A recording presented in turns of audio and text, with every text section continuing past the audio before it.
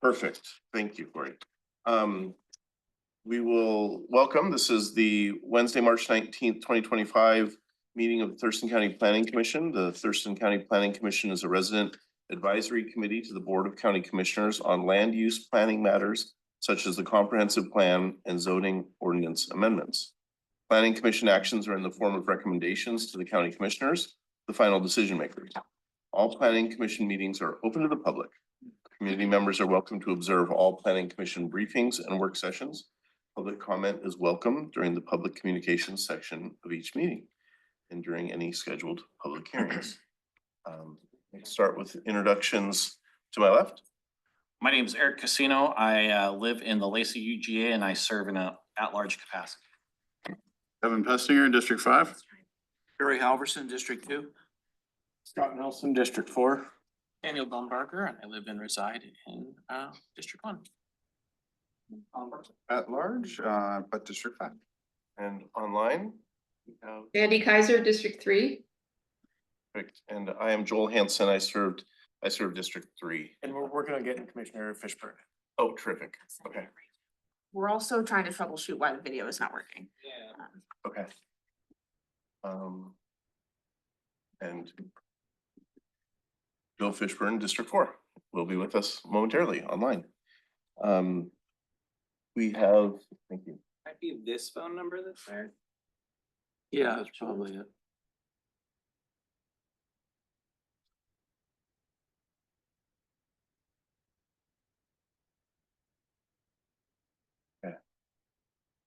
Well, we have an agenda in front of us. If anyone would like to make a motion to approve the agenda.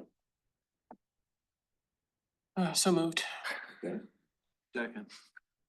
It's been moved and seconded. All in favor? Aye. All opposed? Okay, we have an agenda. I didn't think. Has everyone had a chance to look at the minutes of our March 5th meeting? Those were great minutes. They are. Motion to approve the minutes and accept the audio as the official meeting record. Second. Okay, it's been moved and seconded. All in favor? Aye. Opposed? Okay. We do approve minutes. Next on our agenda is public communication. I will read the little script. Those participating via Zoom, please choose the raise your hand option to indicate that you would like to address the Planning Commission. You'll be promoted to a panelist when it is your turn to speak and be seen. To be seen, please turn on your camera. If you are dialing in, press 9 to raise your hand. Make sure you also choose *6 to unmute yourself. A 3-minute timer will show on one of the video screens to help keep track of time, and there will be some lovely music at the end of your 3 minutes. I don't have the other script here, but we'll just start here in the boardroom. Unless it's somewhere else on the agenda. No? Okay.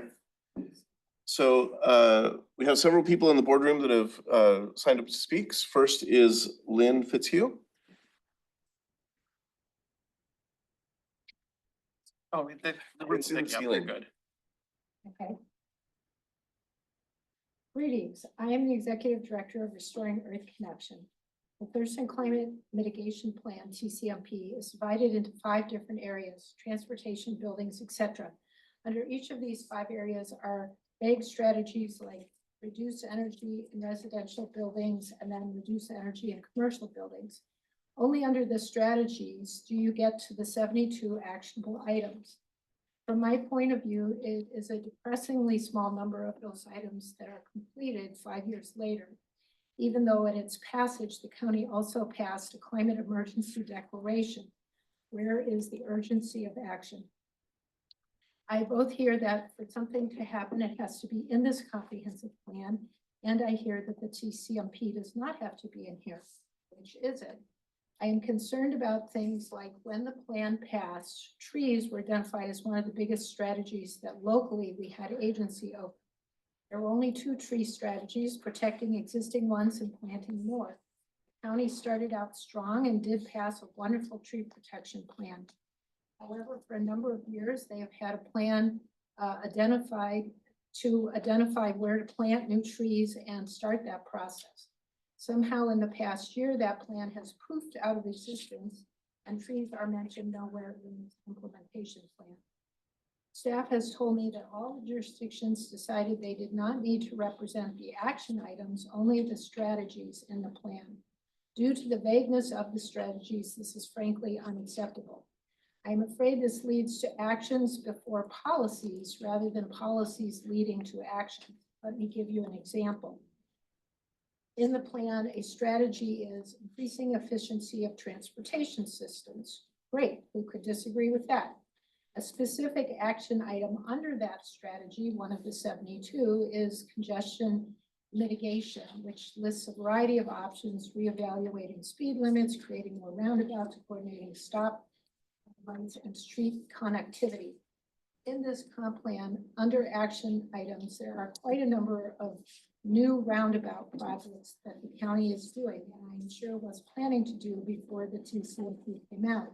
This will later be a check. We did something on the TCMP, but where is the step of looking at the actual congestion item and detailing what will need to happen to meet the TCMP goal?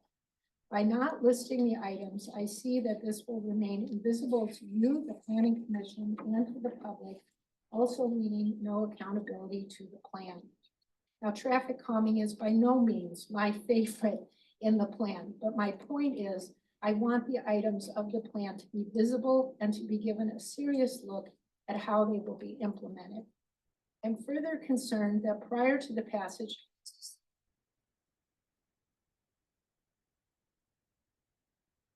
I had assumed because of how long ago it was passed that it was already in place. Earlier this year, while working with Colorado, I discovered that they at least have not implemented their adaptation plan, and even the most basic steps of identifying where medically fragile, low-income people live is not done. We are already facing life-threatening climate events, heat domes, forest fires, and floods. This is square one. We need to have plans like this in place to save under climate catastrophe. Ms. Fitzhugh, So I'm going to stop. yeah, can you if you have your comments written, can you give those to staff so that they're included? Should I give it to you? Yep. Thank you. They'll be sent out to everyone. Next on our list is Monica Hoover.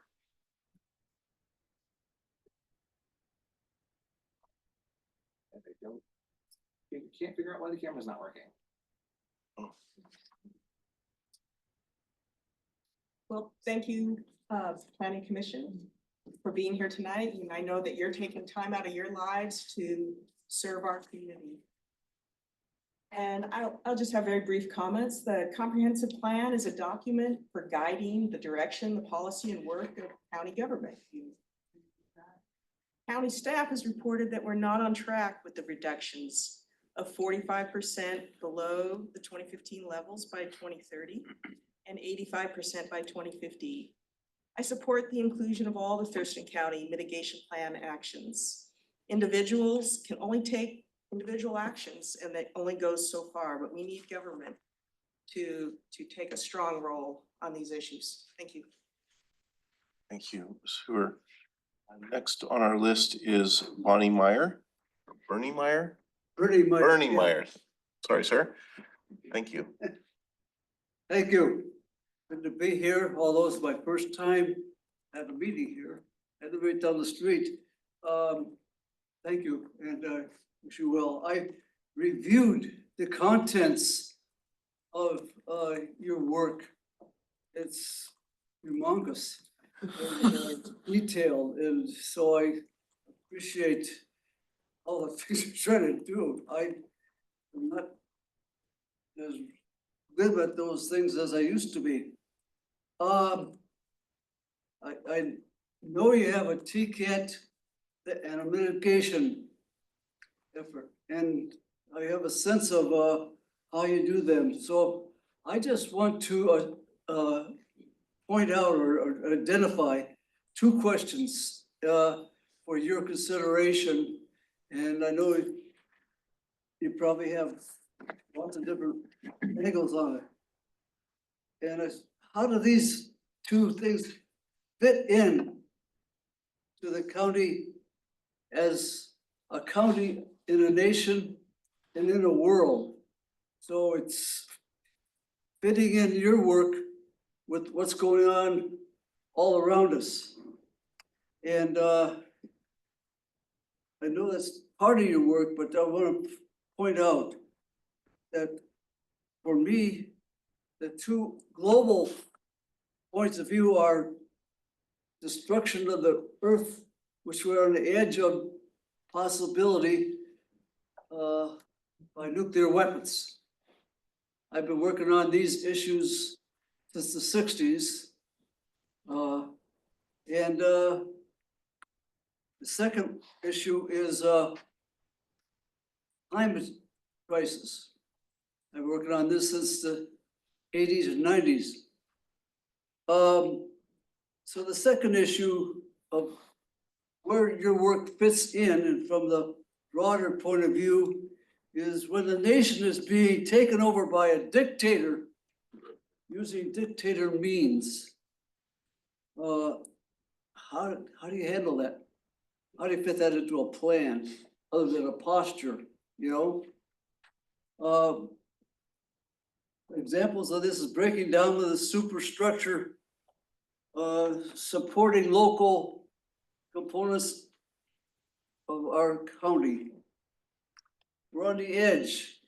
For example, United States aid to help people is being cut back drastically right now.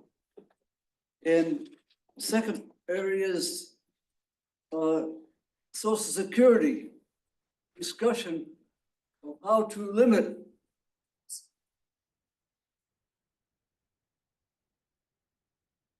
Also, I just want to Overwork, apologize for that. It does that automatically. That's not a, like, it does that automatically. I just want to apologize for Yeah, I that. figured something like that.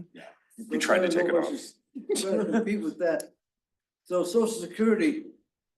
And the third area of examples are the courts. And if you went to Democracy Now! Today, you would get a sense of what's going on in between the courts and the federal government.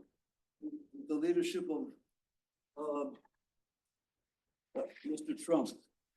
So what I'm trying to suggest is you've got so many details to keep your planning and work of the county going, very complex in a society like we live in, but without a realistic view of these threats to our existence, which from my point of view, we're on the edge of either using nuclear weapons or what the effects of the climate changes are having. Thank you. Thank you, Mr. Mayor. Next up, I have Paris McCluskey.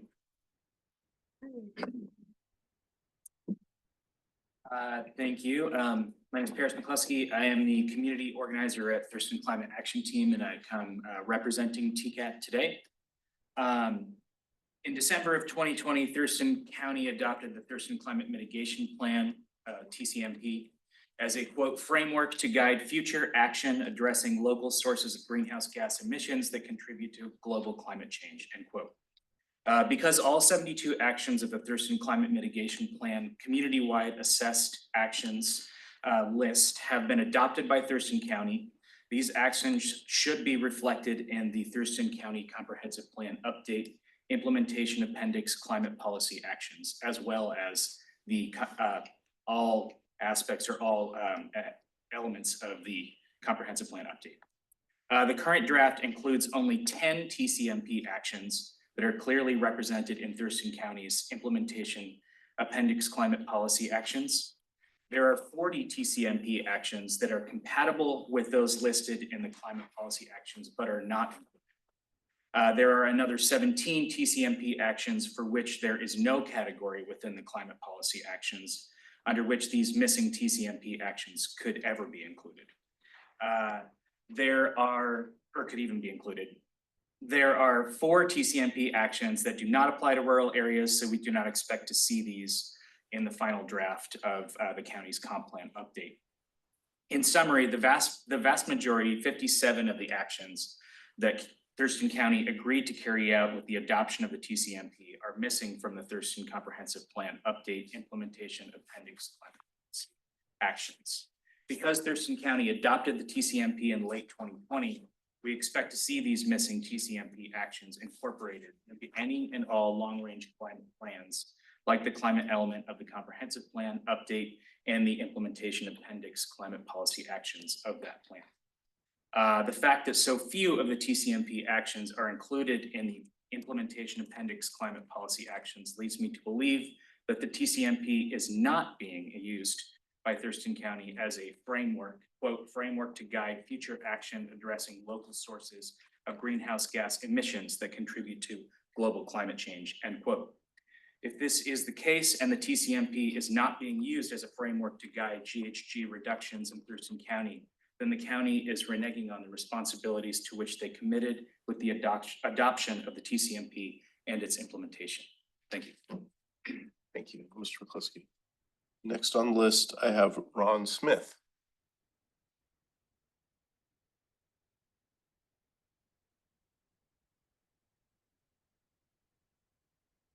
Thanks very much for the opportunity to speak. I'm Ron Smith. I'm the president of a nonprofit organization called Protect Henderson Inlet. And as such, we're particularly interested in protection of the environment. I have a real problem with your draft section of aquaculture resources. And I sent you a long letter, a too long letter, but I hope you'll take the time to read it because it really outlines specifically how offensive the language in this 4-page section is. I'm just going to read you just one very short line here. The county aims to protect current and future aquaculture operations from development that might not be compatible with them. Now, I want to ask tonight, how does this language even get in a draft document? To me, this is something that is dictated chapter and verse from one of the commercial shellfish companies. And I don't understand the process of how this draft gets put together, but certainly shouldn't there be input from maybe the other side of the equation before these sort of things are even put in draft. So I won't elaborate on all of the specifics. They're in my letter, but I would encourage you to read it. And please, if there's something that my organization can do to give input beyond what I'm doing now, please reach out to me. Thank you very much. Thank you. Next I have Deb Hall. I'm not, I don't have anything. Oh, okay. Oh, I see that. You marked that. Thank you. Next to give comment is Erin Greenlee.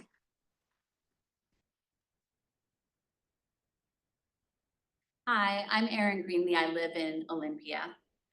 Let's take a little trip back in time. It's the school year of 2019-2020. My daughter is a sophomore in high school. She's become increasingly alarmed about the climate crisis and has become more involved with taking steps to try to address it. One of the things she does is testify about the urgency of passing the TCMP. At the end of 2020, the TCMP is passed. Fast forward 2021, the Board of County Commissioners declares a climate emergency. Fast forward again to the spring of 2022. She is continuing to do climate work. She and other young people who are doing this kind of work see that very few of the implementation steps of the TCMP have been taken. She and other youth decide that they want to try to change that. They try to motivate our leaders, our local leaders to take steps to move forward with the items in the TCMP. They lead information sessions around town to increase awareness and increase understanding of the TCMP. They organize and lead protests and marches to City Hall. They attend several city council meetings where they hold die-ins. At this point, my son, now in 8th grade, is also involved. at these die-ins, both my daughter and my son and other youth dropped to the floor to try to address the urgency, to try to illustrate the urgency of the climate crisis and the impact on their lives and on other people's lives.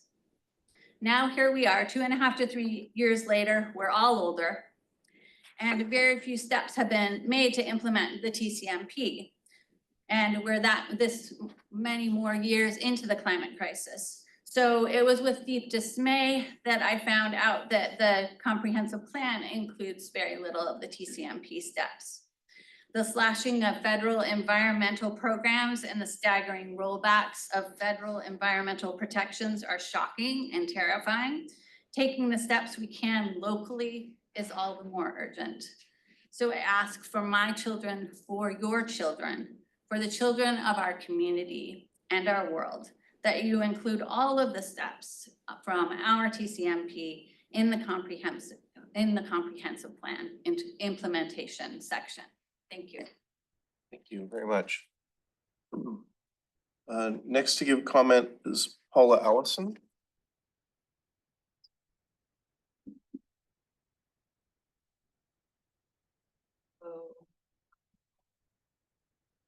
I've lived here most of my life. Seen a lot of change. Probably most of us have. And I'm shocked and really disappointed that these items that were approved 5 years ago or 6 years ago are still, nothing's being done with them. I just don't understand this. I'm particularly concerned about trees and tree canopy. It seems that we've lost the battle at the federal level. And we're losing the battle at the state level. And we can't even protect trees in our own community. And the trees are gonna hold carbon. It's like our only hope at this point as we keep spewing more and more and more into the air. So I'm asking you to push that up to the top, give it the attention that it deserves, and act on behalf of all of us. It's like she said, if it doesn't happen locally, apparently it's not gonna happen. So that's what I have. Thank you. Thank you. Next on the list I have Betsy Norton. Hi, I'm Betsy Norton. I live in Olympia. I'm speaking tonight on behalf of the Black Hills Audubon Society. The Thurston County Comprehensive Plan's implementation section doesn't adequately cover the necessary actions to fully implement the Thurston Climate Mitigation Plan. So you're hearing it one more time here. The Thurston Climate Mitigation Plan, which the BOCC signed on to in 2021, includes clear, measurable, and shovel-ready science-based strategies, which will move Thurston County well towards meeting a net zero GHG goal by 2045. As a result of the omission of these strategies and actions in the comp plan, Thurston County is unlikely to meet the goal of net zero GHG emissions by 2045. It's important to remember that what we do on climate matters beyond the confines of this county. The cumulative impact of many counties, many states, the whole of the US, failing to achieve the necessary emissions reductions is that global warming will continue to accelerate with likely disastrous consequences for the environment, for wildlife, and people. These include all the currently applicable action items from the Thurston Climate Mitigation Plan in the Thurston County Comprehensive Plan. And I'd just like to add one more thing. I am late in doing reviews, but when I was looking at the introduction to the comp plan, there's a little inset on climate and it has data from 2015. It's time to come up to speed with this stuff because I think that will help communicate the urgency of the situation. Okay? And I brought with me a copy of CPAT's action items, okay, for you to share. Thank you. Thank you. Tom, I saw you come in late. Do you want to speak? Okay.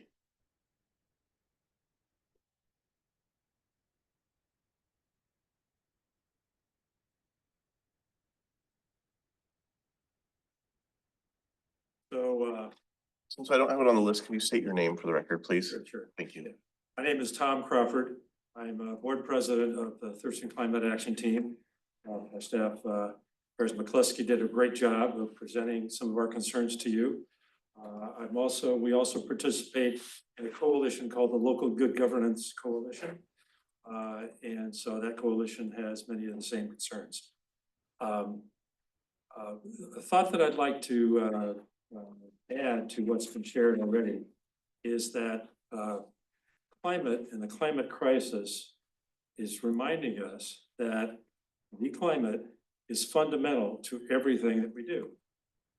And so as we think about addressing this climate crisis and the actions that we need to take, which by the way, would drastically improve the way we live if we take these actions.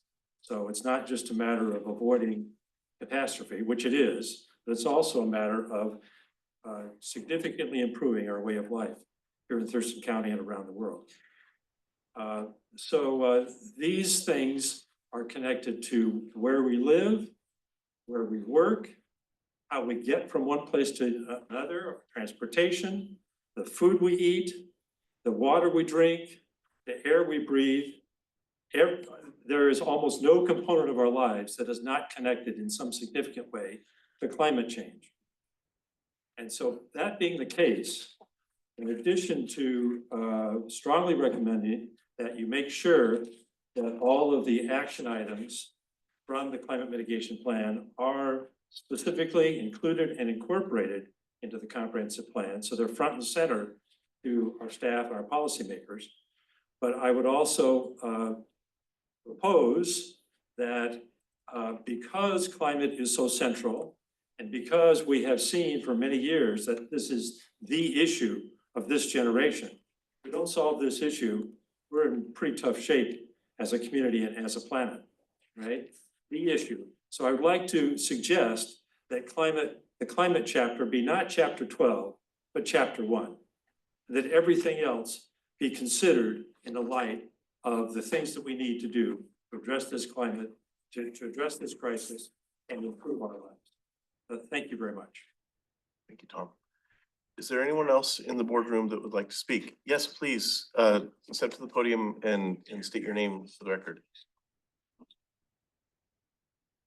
I live in Olympia, and I would just like to say that I support what Betsy Norton said for Black Hills Audubon Society and what all the other people have said about the importance of including the elements in the Thurston Climate Mitigation Plan into the Thurston 2014 Implementation Plan.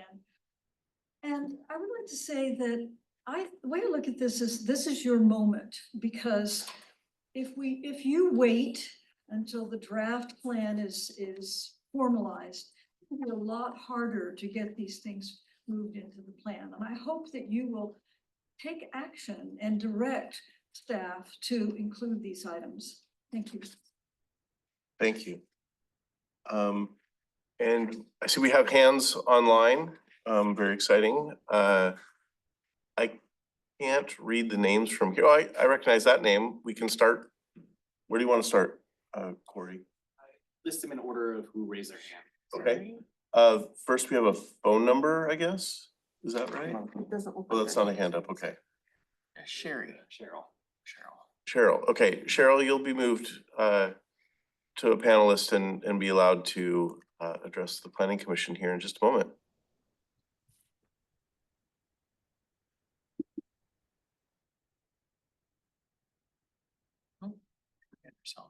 Okay, Cheryl, if you unmute, we will be able to hear you.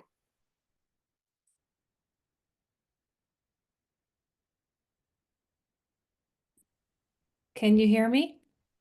Loud and clear, thank you. Okay, great. Many of us advocate for trees because they are one of the few tools we have for reducing emissions as they draw down and sequester greenhouse gases. Among the 72 items, there are 2 about trees, one calling for ordinance to protect trees and one calling for planting trees.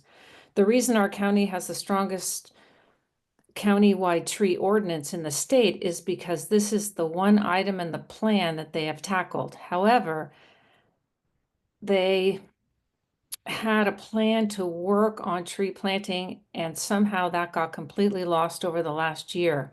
But frankly, I hope all of you care and we get our climate mitigation plan in motion.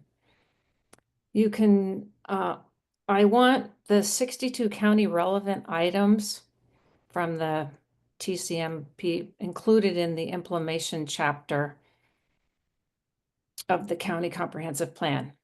I'm shocked that it's not already there. The county committed to this in 2020.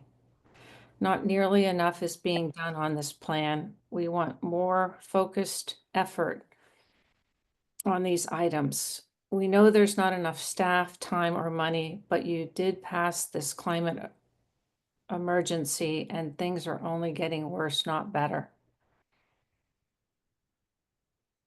So thank you for the work you're doing, and I hope that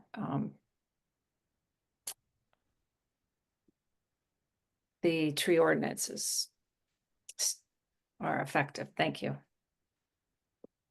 Cheryl. And for the record, is your name Cheryl Alblad? Alblad? Correct. Okay, Yeah. thank you. Next on the list is it, oh, I don't, let's go back to this. Is it Heather?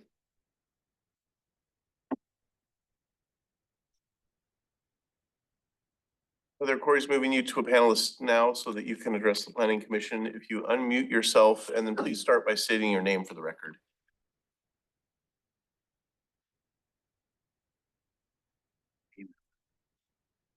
Oh, yeah.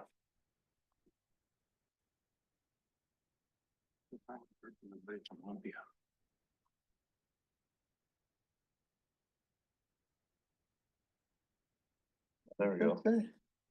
Commissioner Carson, what did you just say? Barry. Commissioner Alverson, what did you just say? I said we haven't heard from anybody but Olympia right now. That's offensive.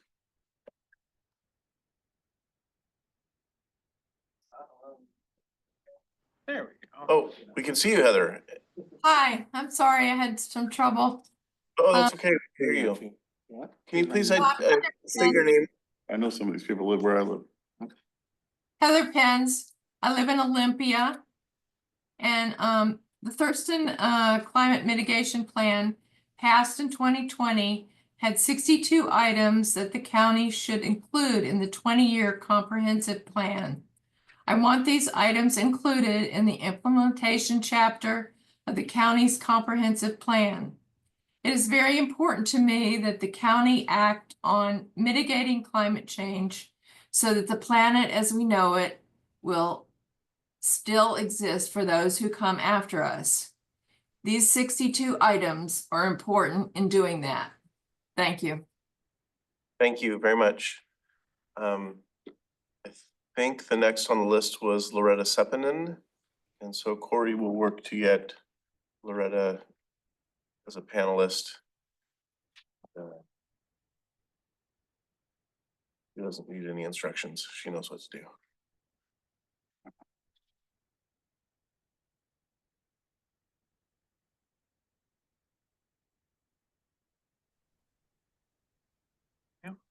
Hello, I'm Loretta Sepinen from Olympia, Washington, and I thank you for the work that you'll do tonight and the work you've been doing in all your many sessions on making our comprehensive plan update be as effective as possible. I want to draw your attention to one element that you're going to work on tonight, which is the implementation plan. I have three comments, topics related to that. First, I'll join everybody else and say, I want the Thurston, the TCMP to not be, as the staff said, standing in collaboration with the comprehensive plan, but in the comprehensive plan, as others have said. It's important that it be there, not on the side, and I appreciate the work of staff to try to do that a little bit more, but even more needs to be done. Second, I have been paying attention to the supplemental EIS because our comments are due on that draft by the end of this month, and it's a huge and complex document. There are many action items in there, ways to mitigate things that are not in our implementation plan. And I would really appreciate you to ask staff to look at that and drag some of those really good thoughts that the consultants on the SEIS gave us and bring them over to the implementation plan. And finally, I am proposing that you add an implementation item on rural housing displacement. That was a topic in our housing chapter that had very little said about it. You would almost think that we didn't have a problem, but actually there are 5 areas in the county that either already have evidence of displacement or are at high risk of displacement. And it is time that we take some action to do something about it. It's not acceptable just to say, well, I guess we've got some people getting displaced. We have to make an action. So I'm offering, and I sent to the staff or through the survey, this item, and it is to create a new docket item. So this be work for you in the future to engage in a community-driven effort to understand what is driving this displacement and to identify the strategies to reduce this displacement. This is going to take some creative work. I think it'd be interesting analysis involving perhaps the tribes, perhaps some of our rural school districts and the county and some very creative thinkers, because there's not many good ideas about how to prevent rural housing displacement. But bring that together, make it a docket item on the implementation plan and have it a short-term one so that we do it very soon. I appreciate that we actually have an implementation plan. This is the first time we have it. It means sometimes I feel like I'm doing a lot of work and it's not going anyplace, but the fact that we do have an implementation plan, and I can see that we're going to continue to work on some of these topics after the comprehensive plan is done, helps me feel better about the time I'm spending here rather than out working in my garden. Thank you. Thank you, Loretta. Do we have more hands raised?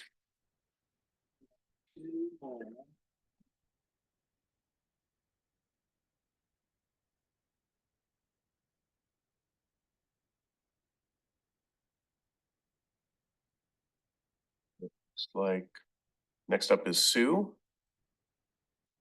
And Sue, since it doesn't give us your last name, could you please state your name for the record when we get you set up as a panelist?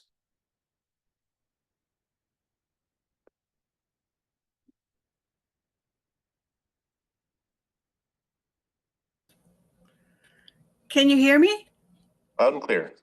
Good, good. My name is Sue Danver, and tonight I'm representing Black Hills Audubon Society. Black Hills Audubon heartily supports the Planning Commission's adoption of new language for the Development Code for Rural Resource Industrial Warehousing. Thurston County is at the toe of the last Pleistocene glacier. Its native outwash prairies is unique among Washington state counties. The gravel deposits, multiple ponds, streams, and waters beneath and nestled in these grasslands are very sensitive. Once disturbed, the prairie system is hard to recover. A multitude of federal, state, and county parks and reserves, as well as land trust conservation areas established over dozens of years, dot the rural Thurston County grasslands. Since 2006 to the present, Black Hills Audubon, other organizations, and Thurston County residents have opposed the permits for several large distribution warehouses neighboring the West Rocky Wildlife Preserve, in the Salmon Basin, that's the Costco warehouse, and along the coho salmon spawning habitat of the Beaver Creek watershed near I-5 at the Maytown exit. Distribution centers currently tend to be 500,000 to 1 million square feet to accommodate the maneuvering of efficient and cost-effective robotic workers. The prairie destructing impervious surfaces of these large warehouses are worsened by the huge impervious areas required by semi-trucks needed to transport goods to and from the warehouses. The complex water channels within the shallow gravels underlying these areas can be damaged, creating floods, disrupting wells, and potentially harming the major aquifer and sole source of Thurston County's drinking water. Thank you for providing the code that warehousing on RRI lands will only be related to timber, mining, or agricultural products, thus eliminating the allowance of general distribution warehouse centers on RRI lands. Our prairie lands need not become the concrete and asphalt deserts that exist north of the Thurston County. And so thank you so much for your work. And thank you for this new code stopping warehousing in rural county. Big, large distribution warehouses in Thurston County. Thank you. Thank you, Sue. I think we have one more hand raised online. Maybe two. Next is Esther. Esther, you will be promoted to a panelist, and if you unmute yourself, we'll be able to hear you, and then please state your full name for the record.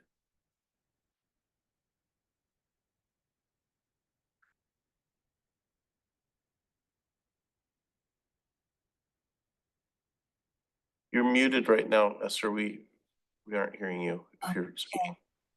Yeah, first I want to echo what Sue said about taking warehouses out of the rural industrial zoning. We need to safeguard our rural lands for rural purposes that give us security for the future. And more paved impervious surfaces and pollution from traffic would only exacerbate the problems of water quality we already face. And speaking of the future, I don't want to be the doomsday person, but I want to urge you to include the 62 relevant items from the climate mitigation plan into the comp plan that were already agreed upon and committed to in 2020, and for good reason. The future is already here, and I'm just looking up on research on our current situation. The world already has a solid year higher than 1.5 degrees Celsius. We're wiping species out at a rate somewhere between 10 and 100,000 annually. Insect populations are crashing. We're losing the West Antarctic ice sheet. Arable land is expected to be exhausted around 2050, and chances of pandemics are growing as climate change forces animals to relocate to new habitats. In 1972, there was a study in MIT done called The Limits to Growth that predicted rapid economic growth would lead to a societal collapse around 2040. So far, those predictions are on track. The original model was updated based on new data in 2020 by the advisory director for internal audits and enterprise risk at a major global accounting firm and was published in the Yale Journal of Industrial Ecology. It estimated that overpopulation, resource depletion, and pollution will cause our downfall.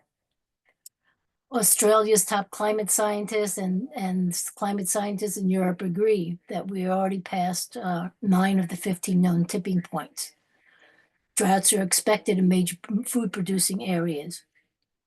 So ancient civilizations that collapsed in the past were also from environmental stresses like climate change or resource depletion, economic inequality, and political corruption, which to us should sound very familiar.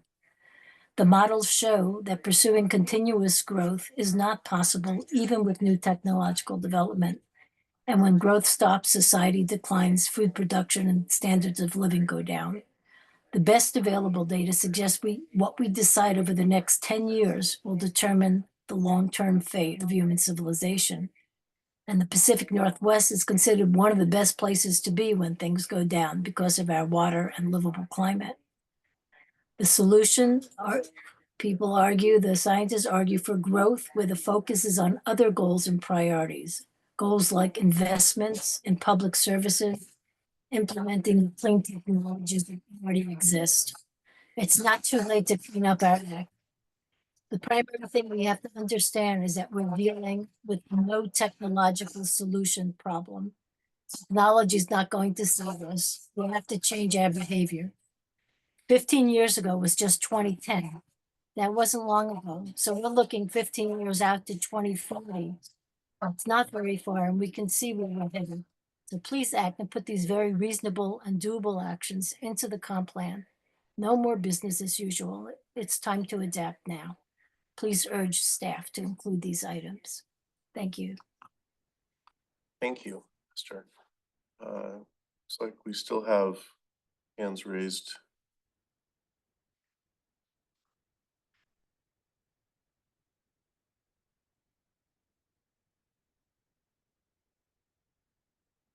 Tyler Danielson will be promoted to panelist.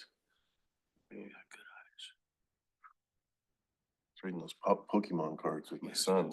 Keeps my eyes working. Yes, see. Hi, can you hear me? Yes, we can. I can't hear you. Hopefully you can hear me. My name is Kyler Danielson. I am a land use project manager for Lakeside Industries.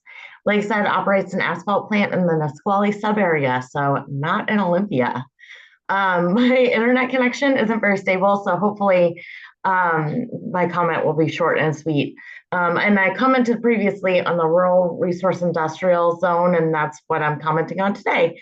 Maya mentioned to me, Maya Teeple, that she was going to talk about this today, but I'm not sure if you guys are going to have a vote, so I wanted to make sure I stick a comment in. The rural resource industrial zone currently allows asphalt plants. Asphalt manufacturing is a resource-dependent, mining-dependent industry, and it's essential to ensure that the county's roads are safe and maintained, and that the asphalt plants are located where the rock is. Imports from asphalt plants or impacts from asphalt plants are similar or less than many of the other industries that are located in the rural resource industrial zone. It is also separately listed in the use table of your code. So simply for a clarification to make sure that your code is consistent, I'm asking that you make sure that asphalt is also listed as a use in the RRI zone for consistency with the code and for a continuation of that use. Thank you. Thank you. I think that does it for public comment tonight. And I want to thank everybody for taking time to come and address the Planning Commission. And it's very valuable to hear your points of view and yeah, and thank you. Next on our agenda, we have elections because our chair has abandoned us. Does staff have anything for us before we start? Any process stuff on this that we have to follow necessarily? We just parliamentarian poobah. We have to take nominations from the floor. Yep. Okay. And Times. Start with the chair. And then potentially you'll need to go for a vice chair. Are we doing nominations and elections on the same time? I think we should. Okay. Is that You nominated immediately elect or? In the same, today, or do we nominate today and elect next meeting? I don't think it's stipulated, but I would recommend today. Yeah, I'd want to do it all today. Yeah, I'm fine with that. Seeing nods. Okay. Do we have any nominations for chair of the Thurston County Planning Commission? I'd nominate Bill Hanson as chair. Second that nomination. Okay. Do we have any other nominations? Chair. Okay, well, that will necessitate. One more time. Oh, do we have any other nominations for chair? Okay, that would necessitate nominations for vice chair, so maybe we can do that and do the election as a slate if we just have one. So, do we have nominations for vice chair? Nominate Daniel Bumbarger. We should Well, ask the word. candidate whether they're willing to accept. You can decline. That's fine. It's on my back. I'll second that then. Hey. Any other nominations for vice chair? Any other nominations for vice chair? Okay, well, we have a slate. I'll move to adopt by consent. It's been moved to adopt the slate of candidates by consent. Second. It's been moved and seconded. All in favor? Aye. Aye. Very good. Congratulations, Daniel. Thanks so much. Okay, we're a little bit behind schedule, but for very good reason, because we had a lot of public comment tonight. So let's get to the next thing on our agenda, which is the work session number 31 on the Thurston 45 plan. And Anna Rodriguez, I'll turn it over. Yeah. Let's see if this works this time. Okay.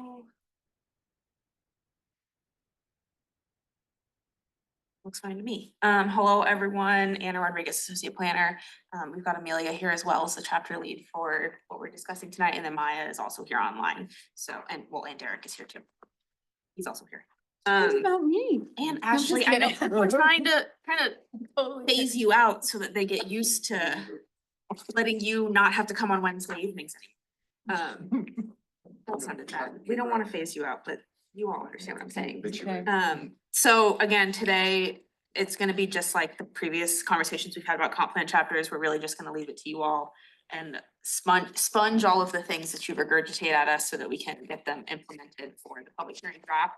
I will note just before kicking things off that we've received a lot of comments that are not in your packet that you got, but Maya did send them out around 4 o'clock today, so you should have seen them in your email, and if you didn't, they're there for after the fact. They're also all available online. They've been submitted in the online portal, so they're on our comp plan website. Most of them are related to climate. There's also some in support for the RRI change that you all have discussed and we've worked on moving forward.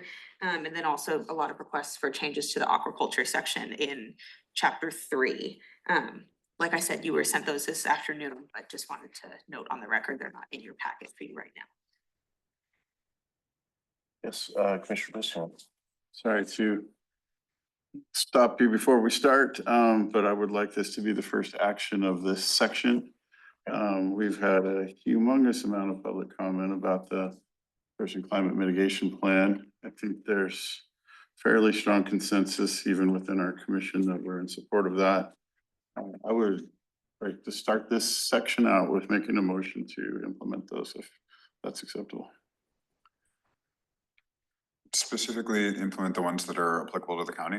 Yeah, I'll make a formal statement exactly 40 and 17 and all that, but I want to make sure you're comfortable with me making a motion to start. I'm absolutely comfortable with it. Okay, I move that we add all relevant items, probably 40 items, to be included and incorporated in our implementation plan, and 17 items to be created sections for, included and incorporated from the Thurston Climate Mitigation Plan that was adopted in 2020, and any other relevant sections that are relevant to the county. That's it, that's my motion. Question, how would we Well, determine? you can't ask a question until it's seconded. Oh, sorry. Seconded. Okay, we have a motion and a second discussion. How would the county determine relevancy? So I'm reviewing the list of the 40 items and there are were stated can be integrated, and a lot of them target specifically the city of Olympia, so they're not in that 40. Some of them are almost verbatim in ours, but maybe the words as practicable was added. And so I guess they're being counted as not in there. Yeah. So some of the versions I think that we have are slightly better.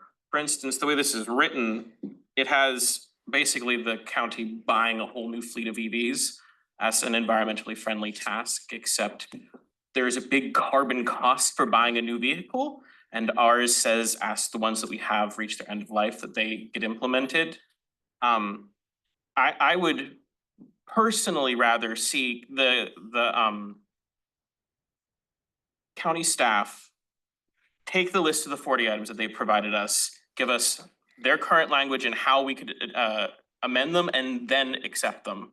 I feel like that's better than giving them a broad direction to do that, because then we can weigh in on the individual items and make what makes the most sense.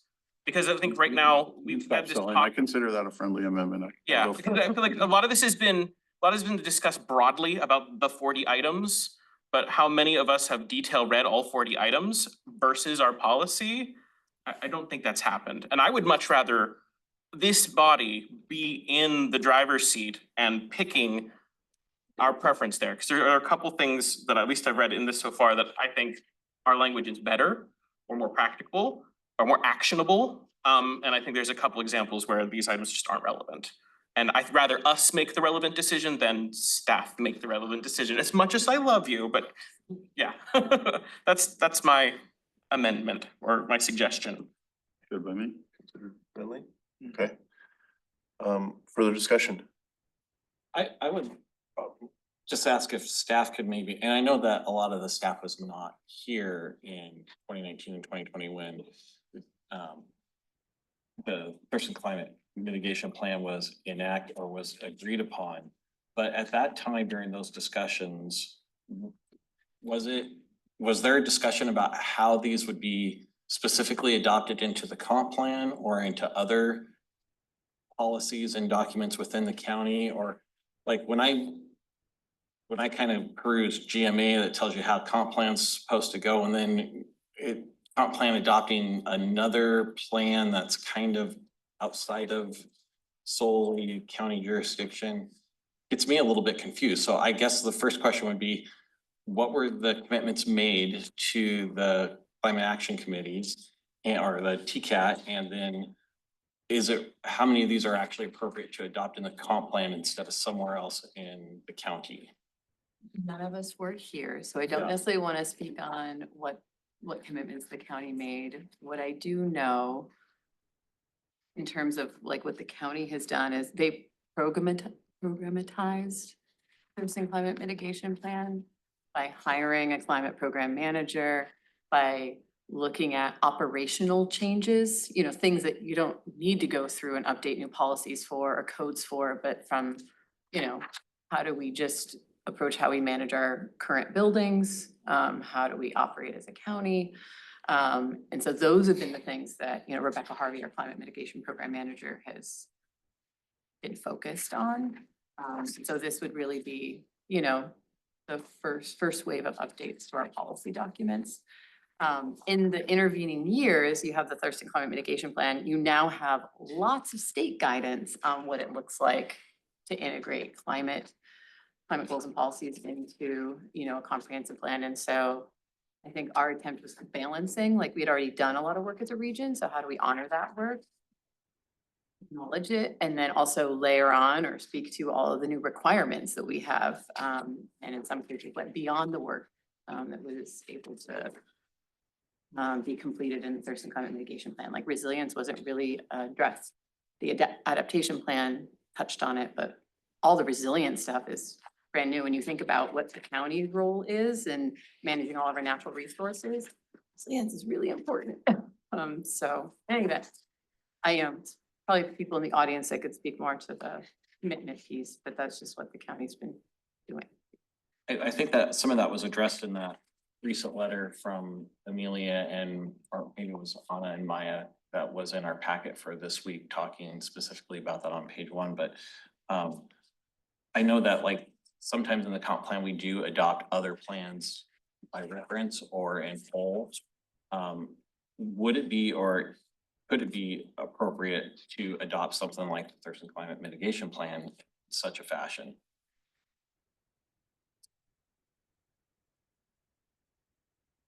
Seen as something that's going to evolve, sometimes adopting something by reference makes more sense because you leave room for that evolution.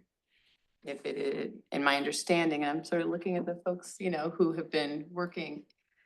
Is it okay if we ask questions of Tom in terms of like the intention? Because it's been a More separate, information is better. separate regional team. If it's the chair's prerogative, I think we've got a chair right here. Tom, if you'd like to come on up and you can join us at the Yeah. table if you like. As part of that, can we clarify, the creation of the TCMP came from not TCAT, which is an organization, but from a Thurston County organized group of individuals, is that correct or not? I The don't, source of the TCMP. I know Thurston Regional Planning Council was the body that oversaw TRPC. created it, and they hired a consultant.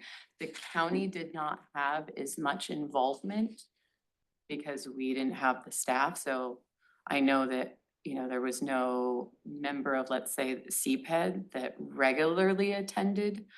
But the county's represented on the TRPC. I just wanted Yeah. to clarify, it's not TCAT that created it. No, it's the regional planning. And I can just, it was actually a coalition of local governments, including your local government. You know, including, and there was a steering committee made up of a representative, an elected representative from each of those local governments. And those were the Thurston County, Lacey, Olympia, and Tumwater.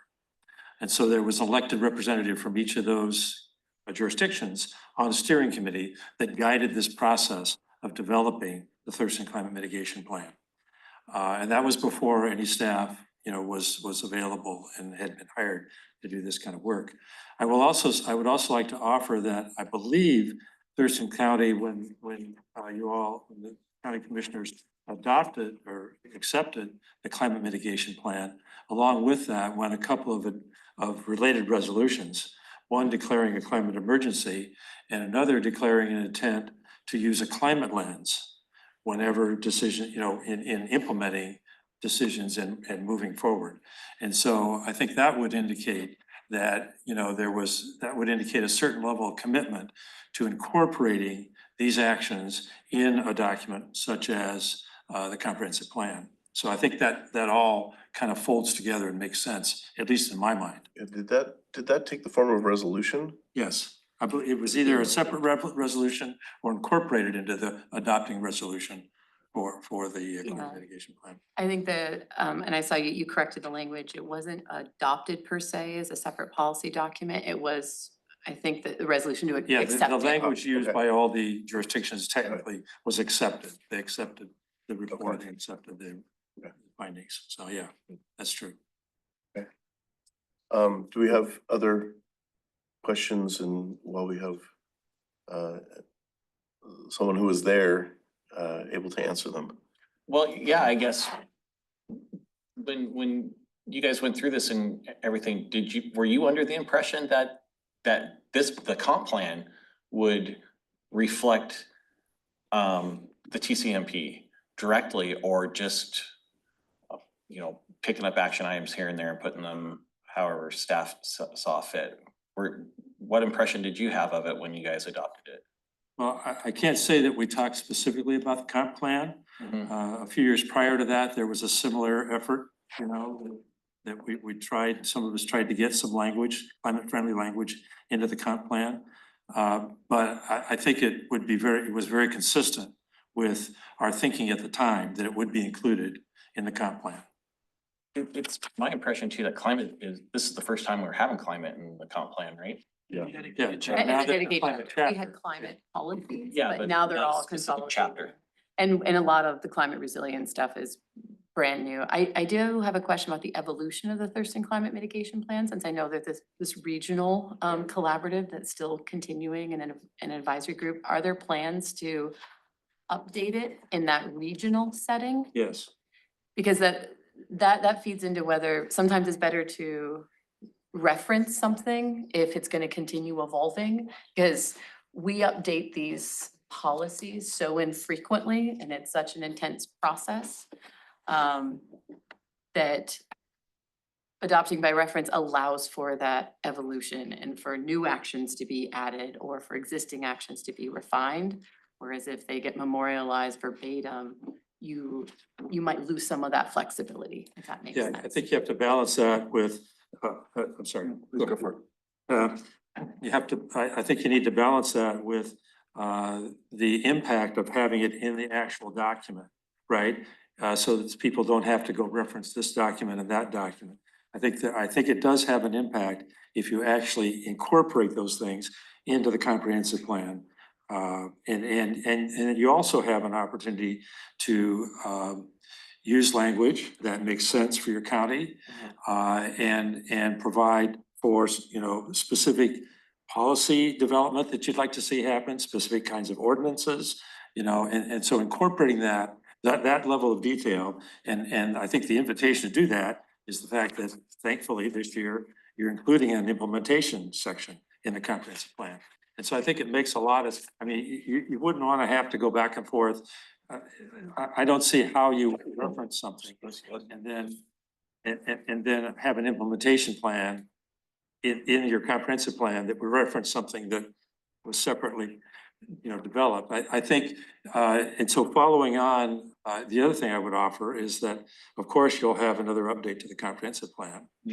They're just they're required very infrequently in the level of effort. Every 10 years. Yeah, so that's why I was asking if So there's I plans. think that would not sync perfectly, but sync well enough with the update, frequency for the TCMP. Commissioner Bartlett, and then I'll give you a chance to speak. That to me sounds like the upcoming one would be the better reference point, and the one that already exists would be better for determining some of this like baseline policy. Because my experience with the policy at this point is that these are largely when we're talking about the changes that need to be made, it's largely the situation has not improved, and we need to take a wider scope of actions into account. So I think having a ratchet or a baseline effect where we have this foundation that we have out of the recommendations that have initially been made, and we say to use this process as the reference going forward, that establishes it in there, that establishes it as a process to continually fall back on, while also nailing us down on some language in a way that makes us less, more accountable as a county.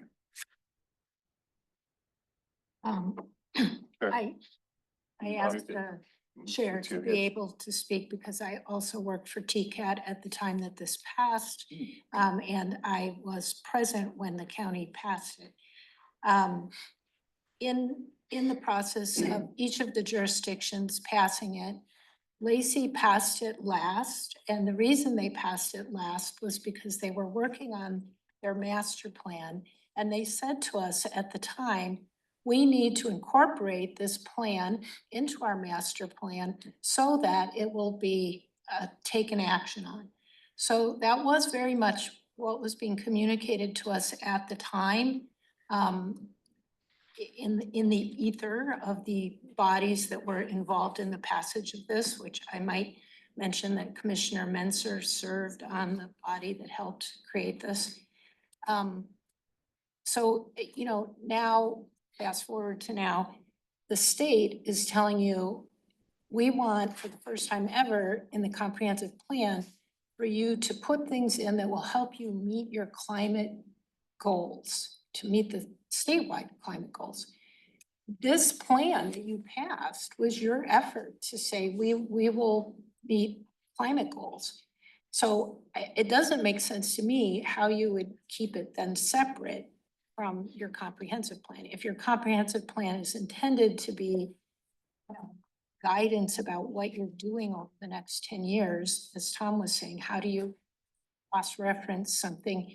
It seems also like there's getting to be this mushiness right now about the commitment to the items, because when the consultant created the plan, the consultant was saying all of the items collectively were what we're gonna get you to the emissions goals. Not like, well, the ones you like the best and you can just sort of leave the other ones. So it was a package deal. Now, because it was passed for a jurisdiction of four jurisdictions, there are things in there that are for cities, Olympia, Lacey, Tumwater, and there's things that are in there for the county that the cities can't do, which is why people, when they were testifying, were saying to you, like, okay, there's really like 62 for the county. We understand there are some ones that don't apply. But for all the ones that actually do apply, like, yeah, I think that's what you committed to in 2020. Yes, Commissioner Casino. Since I kind of started us down this rabbit hole, whether or not we adopt these piecemeal or adopt them by reference, I think that, I'm thinking on this a little bit, the idea of adopting it by reference is probably a bad idea. And we should probably do these individually and for a lot of reasons. And one of the reasons being, I don't want the Thurston County comp plan to be dictated to by outside forces. So if all of a sudden, I don't know how TCAT's gonna go in the future. I don't know how a climate mitigation plan would go in the TRPC. Yeah, I don't know if I want TRPC. I don't know if I want TRPC being the one that dictates what is in our future comp plan because we adopted something by reference. I have a question for staff. If we did adopt these items individually in or reference them or put them in the comp plan, and there were updates to the Thurston Climate Mitigation Plan in the interim between comp plan updates, how would those updates in the TCMP be thought of through the lens of the comp plan? We'd have to docket an update through the comprehensive plan. Okay. But so many, a lot of them are more programmatic. They don't necessarily need a new policy and a new action item to be baked into the comp plan before the county can take action on them. Commissioner Bombarder, and then we'll go to Mark. Just gonna ask, could we add an action item to the comp plan to regularly evaluate the plan for changes and incorporate as practical, something like that? I think that covers your gap period in a way that doesn't bind us to something that would require a huge policy change and no ability to change it without docketing it.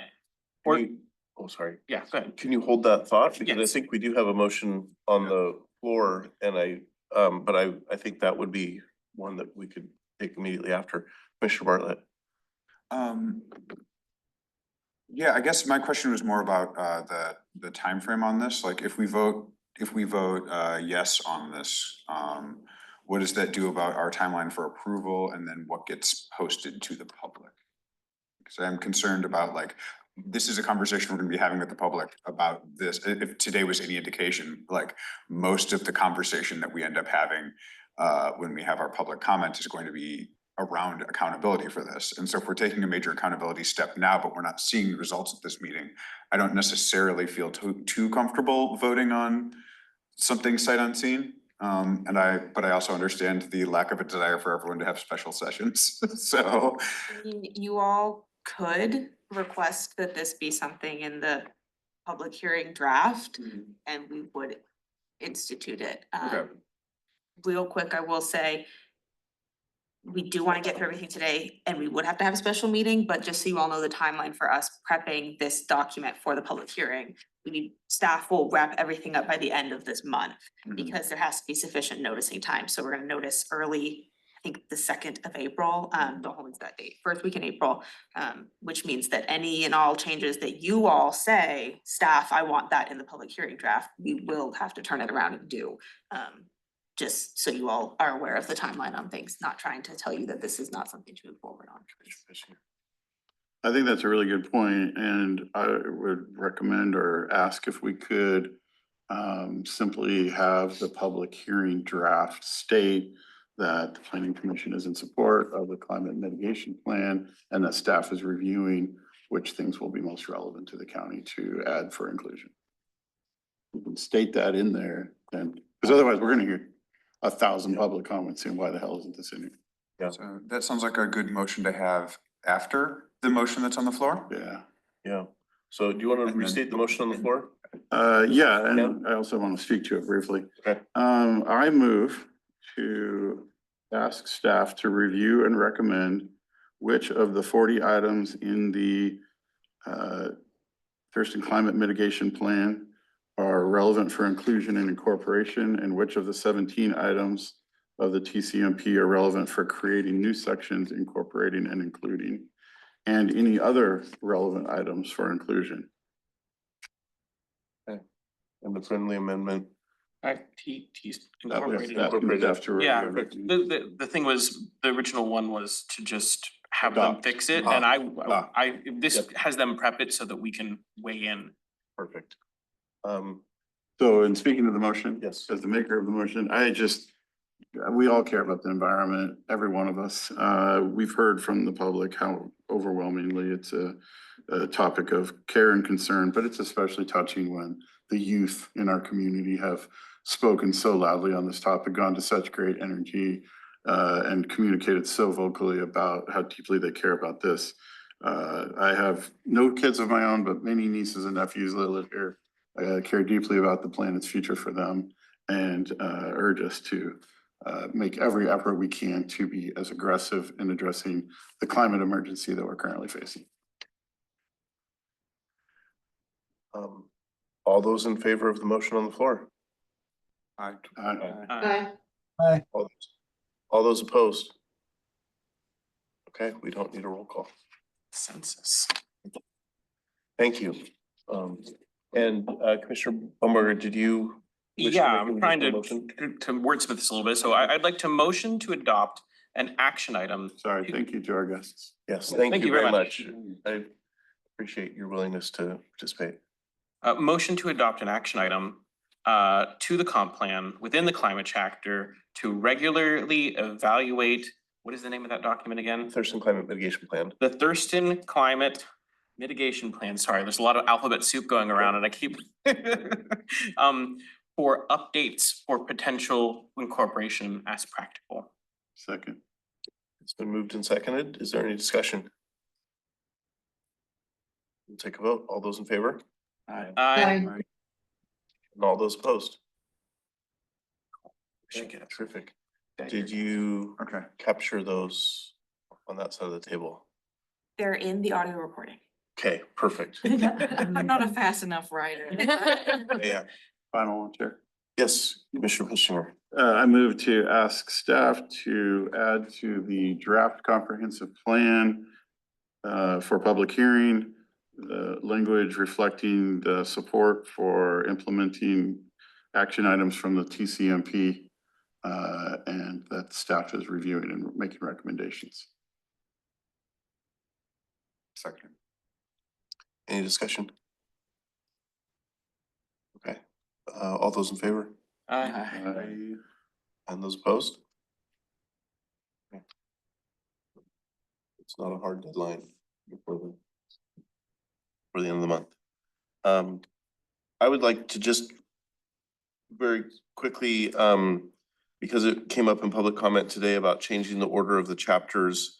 I see in our minutes from last meeting that we did, Commissioner Pesner proposed an option that we and Commissioner Casino motioned to approve, changing the order of the chapters in the comprehensive plan to be first introduction, next climate, then land use, environment, natural resources, health, housing, transportation, capital facilities, utilities, historic resources, and economic development. And that motion carried at our last meeting, so that was done.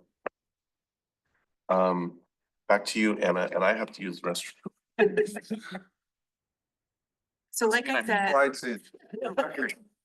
hey, we're doing great. I mean, it's a lovely day to be talking about the comp plan, and I always enjoy being at planning commission. And that's by no means, I'm being completely genuine. I was not being sarcastic at that at all. So like I said, we want to get through everything today, because if not, then we will need to hold a special meeting next week. However, the big meaty things we're discussing are chapter 9 and chapter 12. The other things include the amendment glossary and the various appendices, which of course, any discussion you wish to have on those, I just am anticipating much of the conversation to be more around the narratives and the policies and the chapters. So to kick it off, chapter 9. I'm going to kick it off like I usually do.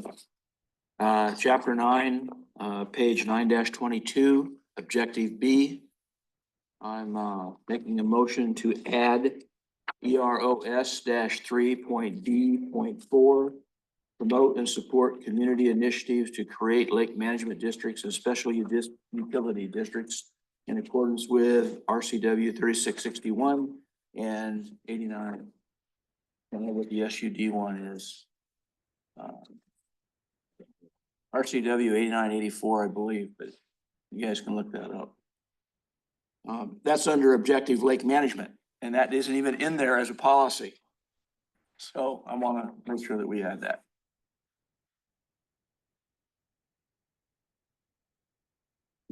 Sorry, can you restate Page that? 9-22. I'm there. Policies, objective B. Add policy EROS-3.B.4. Promote and support community initiatives to create lake management districts and special utility districts in accordance with, we can say appropriate RCW. I mean, that's the objective that talks about lake management, and there's not even a policy in there to promote or support.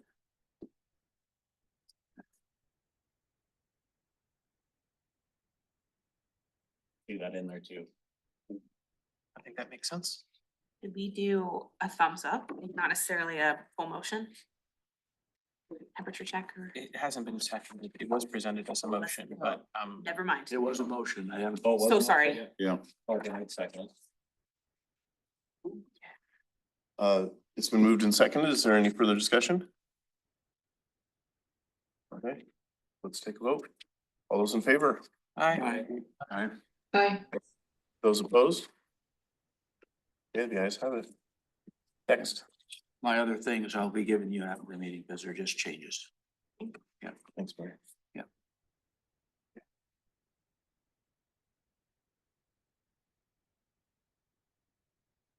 Anything else on chapter 9? I will have a few notes that I've been sending notes at you folks. I'll be sending some more. Something just that came up at the last meeting in public comment from a couple individuals that I just wanted to emphasize is that when we're talking about connectivity, just because this is the chapter where that thing that I always talk about actually happens. So it's the one word's relevant. So encouraging habitat restoration or protection within these linkages that we talk about when we're talking about, we want to have like one of the priorities is like preserving a piece of habitat for connectivity, that the land use and the habitat that exists on either side of that property be taken into account as to whether or not that's really a linkage. Because if you have a 5 acre property and you have a wetland down here and a wetland up here, and you're saying that those are the same, that is providing linkage, it does not necessarily. I ask that that we encourage habitat restoration and protection within these linkages that connects adjacent protected areas, open space, and wildlife habitat. Mr. Brown, what page are you on? What page was that? Oh, I just stuck that right at the top. I was sloppy.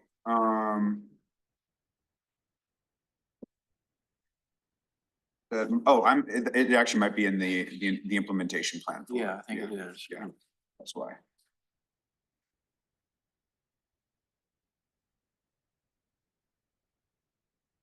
And then, as also as part of the implementation plan on Appendix B 22, I believe. We're not there yet. Um, We wait till we get there? oh yeah, that's right, they're not actually connected on this part. Thank you. Back to that. Anything else on chapter 9? Mr. Bumber. On 927, there's an interesting use of language where we use the strong word at the beginning and then the soft word in the middle of it, and I'm not sure how it worked, but okay,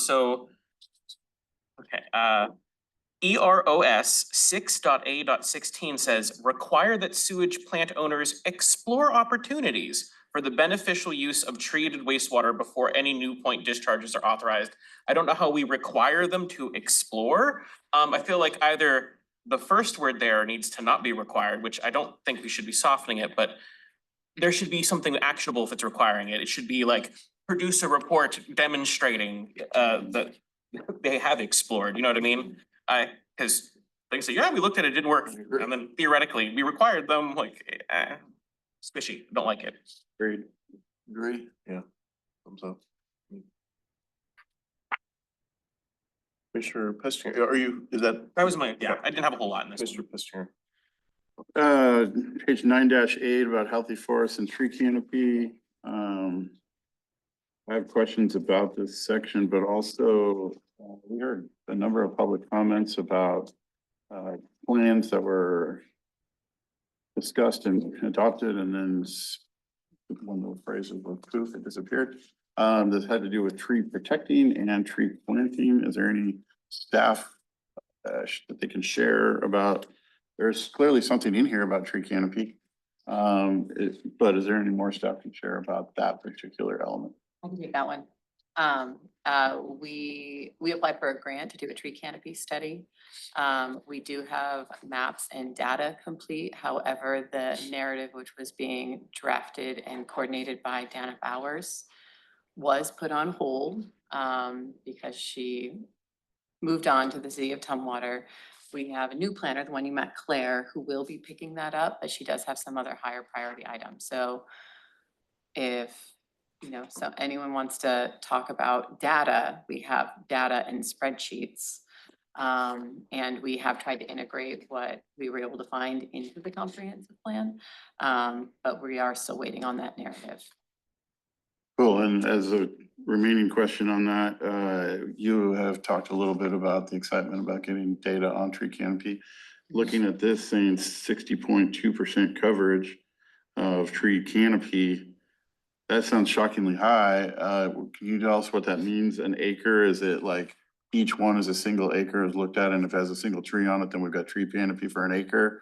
Or is there some different methodology for counting this? No, it's using LiDAR. The reason it's rural, so you're talking outside UGAs, and we have lots of commercial forestry operations. So no matter where they were at in their harvest cycle, it is, even if it's in commercial forestry, it would still be considered forest. Now, it might be 3 years into a new harvest cycle, but it's still forested, which is a little nuanced. You don't actually see a lot of rural counties doing tree canopy analyses because you have to somehow factor in commercial forestry operations, but we have a lot in the county. And then where you don't have commercial forestry, you've got a lot of prairie.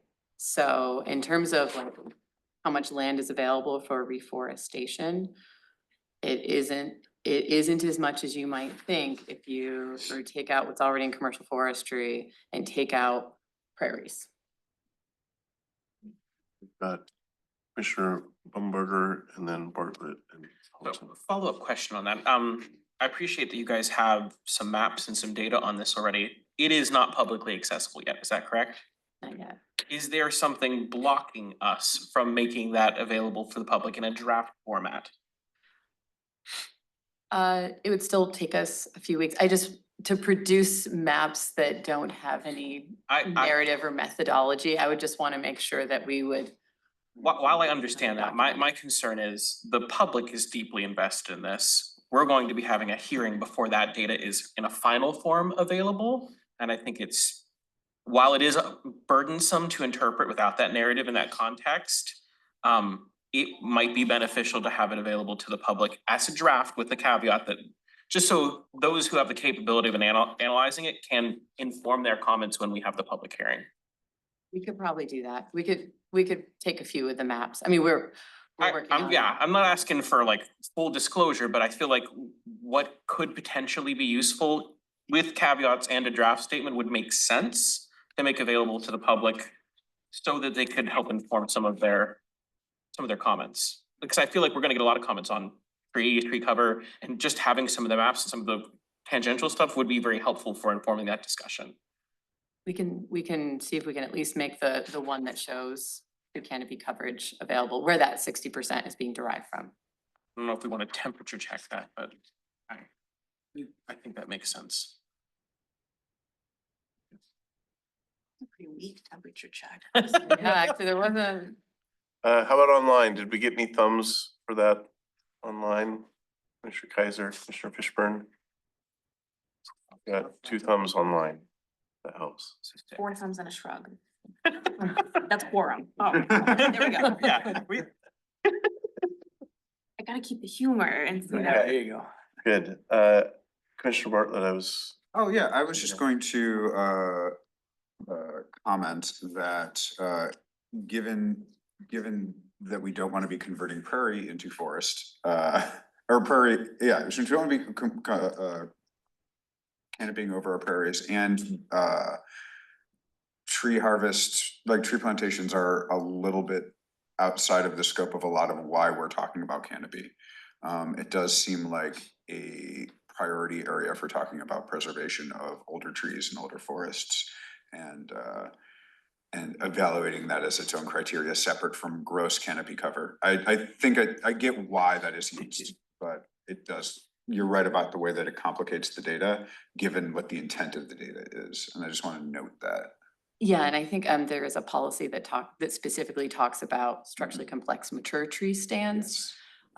Which mostly, you're not seeing those in our commercial forestry areas. Those are state forest lands, and our Board of County Commissioners, as you've probably seen in the news, have been very active working with DNR to try to protect those more mature, complex forest stands. So, but that's not, I mean, when you're talking Vale Tree Farm and Weyerhaeuser, like, it's just growing dead first. Yeah. I was excited to see a couple of old friends are the litigators that are winning those cases right now. Nice. Yeah, I mean, there was money specifically put in in a budget proviso to work with Thurston County and a few other counties to identify acreage. So. Okay, Commissioner Halverson. Yeah, just, I believe the tree canopy includes the Fort Lewis timber area too, doesn't it? Yeah, I mean, yes, they don't have as much. In And- Thurston County. And I think one of the most interesting maps, and we'll see if we can get this one ready too, is the one that sort of shows that intersect between canopy coverage, like Doug fir encroachment on our prairies. Because there's quite a bit of that on Fort Lewis. There is, and They're trying to deal with it, but there's a lot. yeah, so we do have pressure and have a habitat conservation plan that will, be driving how we manage our prairies and restore our prairies. And so I know JBLM is looking at basically removing that Doug fir encroachment to restore prairies. It's still fair to say that we have a much greater prairie problem than we do a tree canopy problem. Oh, yeah. We do. I mean, our prairies are so unique. And they're incredible carbon sinks as well, so it's not a either or kind of thing. Yeah, and what they have found is when, like, within a year or two of removing the Doug firs, the gophers come back. It's pretty amazing how quickly they come back. Sure, Commissioner. Maybe it's in here and I'm missing it. I thought it was dictated to us by the state law and part of our introduction to this comprehensive plan that we had to address equity issues. And I don't see any section in the climate section here about equity issues or environment, sorry, the environment check.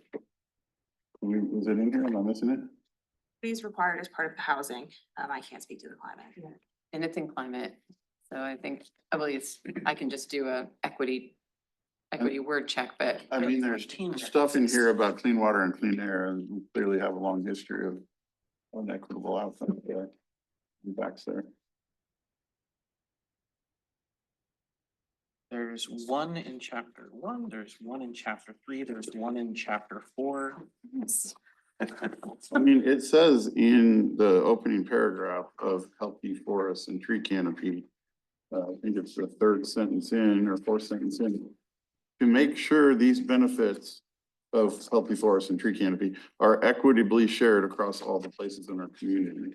Goals and policies need to be updated regularly to meet our changing needs. So we think it should be in here, but maybe a little more.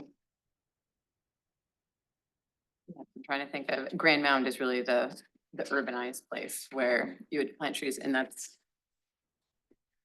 Yeah, Well, I guess what I'm saying is I want us to address equity across all elements of the environment, from clean air to clean water.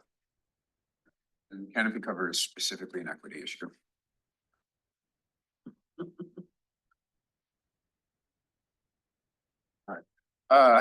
So canopy, thank you.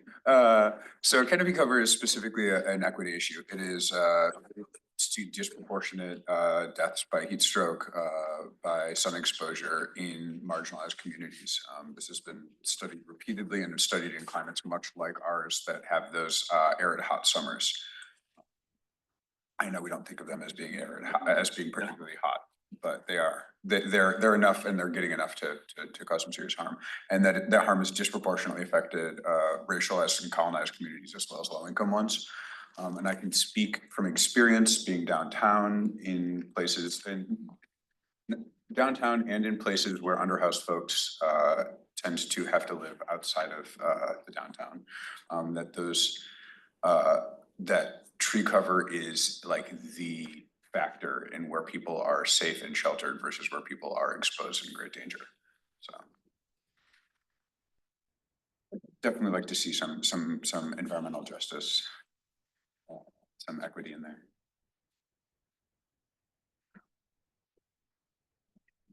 On chapter 9. Just to clarify, there is no mention of equity or equitable in chapter 9. I checked. I'm looking up environmental justice. There are several mentions in chapter 12. Folks more interested in seeing it reflected in the narrative or? Both. I'd be interested in seeing a reference point within the narrative to find it cohesively within the implementation and policies. It pops up mostly in 12, like environmental justice is referenced a lot in 12. Yeah, that would be, I want us to get credit for the work that you guys are doing. I want you to get credit for the work that you guys are doing. I mean, if there is something about this in the health section, for example, by all means, let's just reference it. Has not been touched since 2019. I read it when I started in October 2023, so it's been a while since I've looked at it, but I think it's probably safe to say that it's better we incorporated it in the chapters here and now that we're touching as opposed to referencing an outdated chapter. I'll wait till we get to climate, sorry. Okay, chapter 9, going once, twice. Yes. Page 9-9, natural hazards, flood hazards, part A. I don't see sea level rise mentioned. Isn't that one of the flood hazards here?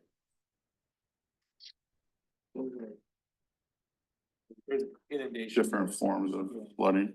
Yeah, I think it shows up more in chapter 12. It's hard. It's like sometimes you got to pick which one, otherwise you're just duplicating across the chapters. So I think that one is same with like environmental justice and climate resiliency and things like that. They show up in the new chapter 12. And in the implementation appendix. A shameless plug for the flood hazard mitigation plan update. Which is happening right now. So please let me know if you have any issues finding that online. I would love to get you connected.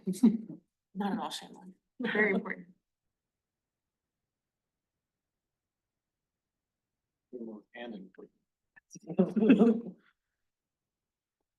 Chapter 12, climate. I have one more for this, which is just, I am on, I'm within the season, wildlife and plant habitat, which is scroll 6, objective US, A6, I think that's 26, it's 26 on the edited. That's the one I've got in front of me right here. Where we're talking about protect and maintain fish and wildlife habitats and corridors, their long-term viability of locally important species. I think it's also important to mention migratory species, migratory habitat. We're a really key spot for migratory game birds especially, but migratory fowl in general. And we're going to be more important for a lot of that as time goes on. So just want to make sure that we include the reality that ecosystems are.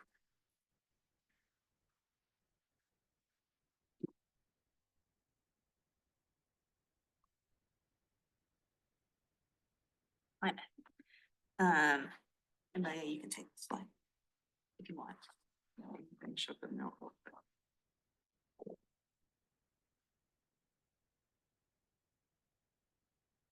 All right. Okay, so we have been working on chapter 12, trying to go ahead and address public comments about the TCMP actions. And so, yeah, that's one thing. I'll try to go ahead and do implementation like you guys asked for, as well as get that basically a memo of the crosswalk where it's not just, hey, where are these addressed? I'll actually put out the language. So I'll be getting that going. This. Yeah, so what we had been doing was trying to work with a living document, so that way it would adapt as it changes, but we've changed direction as of about 30 minutes ago, so we'll work with that. Absolutely good. I am reintegrating the plain talk and correcting errors, so I've been calling it plain talking the plain talk. I've been going through and reassessing how the plain talk was done and making it more easy to read while still maintaining technical expertise, and trying to find that good balance of making sure we reach across to all members of the community to be able to read it, but still maintaining its standards. Yeah, we're working on that. Any comments, Commissioner Moore? This is technically the introduction, but I had a public comment and it was a climate call out, so I'm just gonna bring it up. I looked up there was discussion, public comment that there was data from 2015. I looked it up, it actually is from 2016. It is in the 2040 version and it looks like it got Hemingwayed and just kept in there. And I would encourage us to find an updated data point for that if possible. It's like, it's a reference to the adaptation plan, isn't it? It's what it looked like. Is that the last time we updated the adaptation plan? It was done in 2016. So now we could put something else there as a call out to climate. I think it was intended to be an acknowledgement of the adaptation plan, but We have acknowledgements of adaptation plan in the climate chapter already, right? we do. I mean, it was a starting point, just like the Thurston Climate Mitigation Plan. Totally understand. I'm not like. But so, like, I was just looking, I was like, oh, that's what happened there. But we could pick a different thing to put in the call out I box. think that makes sense, because if someone tries to read this sequentially, they're going to start with the introduction. And I don't want them to get discouraged with a bunch of old data, particularly if it's already captured in the chapter. Do you have a page number? 1-9. 1-9, it's a green call out on the side of the page. And sorry, hopping in from online, I did go through this call out box. There were some comments on it previously, and I added in some language for sea level rise that aligns more closely with the climate chapter. So I'll just go back and double check all of the information that's under the other areas of that and make sure it's consistent with our climate chapter, and we can leave it at that so we're consistent across the document.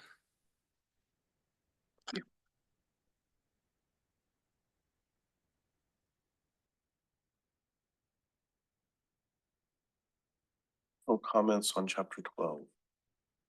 Okay. Yeah, sorry. This one, big thank you to staff. I mean, I realized we made this, or you guys made this chapter whole cloth pretty much. Which was not a small lift. And I know that we've maybe been a little hard on y'all about this, but we absolutely do appreciate the work that you did. This is a great first step. I'm looking forward to chapter 2 climate coming up and all the wonderful additions we'll be able to make.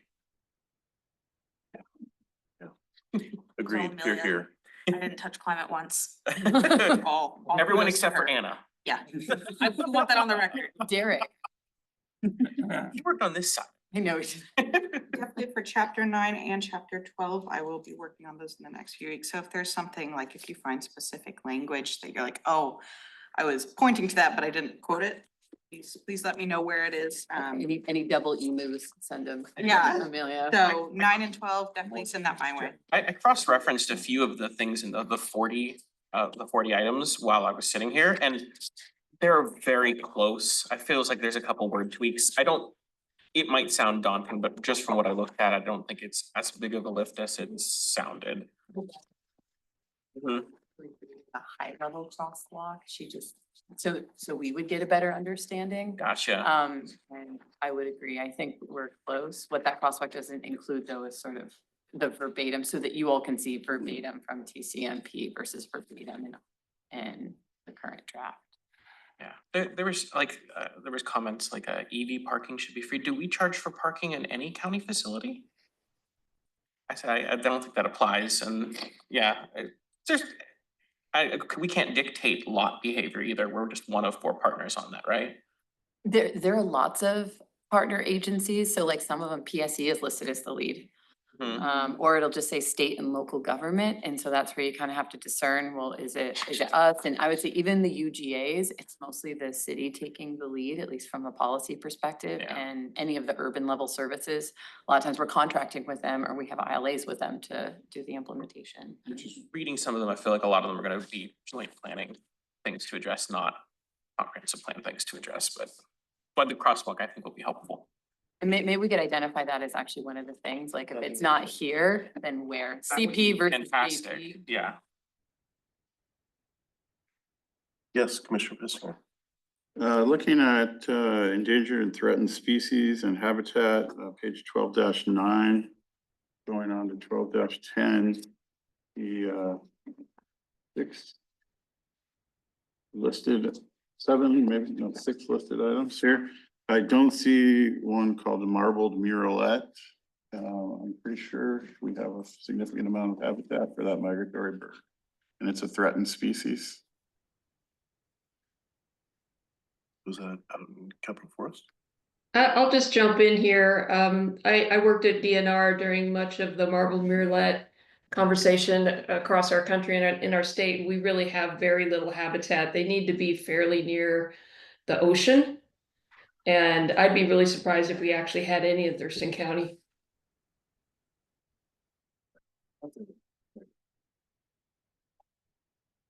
Yeah, and This section's about prairie.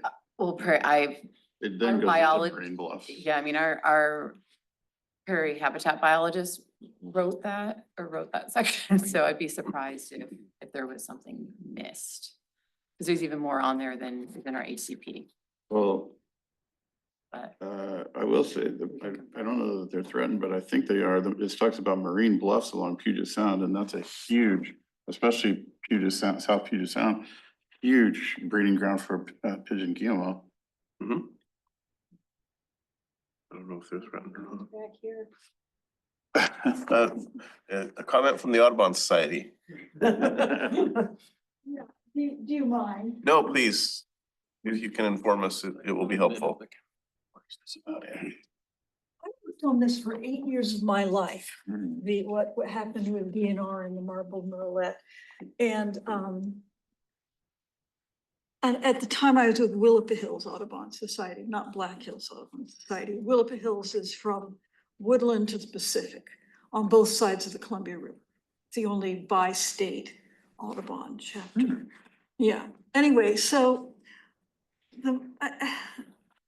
you may not know this, or you may know this, but at the time all of this was being wrangled over, there was a lot of proposal that the mature but not yet old growth, and some of it old growth, a little bit of it, forest in Capitol Forest could be in 50 years or 40 years, marbled murrelet habitat. So we may not directly have habitat right this moment, and we may not have sightings of them. You may know it's very hard to find marbled murrelet. They fly 60 miles per hour from the ocean to their nests. They are in the 300-foot high old growth habitat.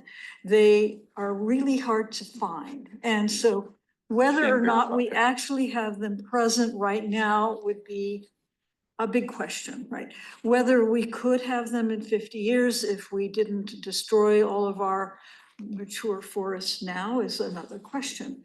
And the other thing about, very disappointingly to all of us who worked for so long on the marbled murrelet habitat conservation plan that was adopted statewide, it actually, if followed, will lead to the extinction of the marbled murrelet in 50 years because they did not protect enough forest. Okay, so do we have it? That's a question. Could we have it? Another good question. Should we put it into the comp plan because historically the habitat was here before we cut so many trees? I don't know. It's kind of a big question, but I don't see there's any harm in listing them as possibly present in our county or potentially present in our county. Thank you. And Commissioner Kushner. Thank you. This more matches my understanding. I have a friend who's long time on the Rochester School Board, and he's telling me that the marbled murrelet is specifically holding up timber cuts for the Rochester School District. So that's why I'm thinking it has some habitat in this county. I would request that it be added to the list. I'd agree with that. For what it's worth, I did find some habitat maps online, and there are tiny patches of potential breeding areas in the Capitol Forest. That appears to be it, but those. You disparagingly called them beer cans with wings. Well, Commissioner Bartlett. And then I'll note that Commissioner Kaiser is also on. Oh, okay.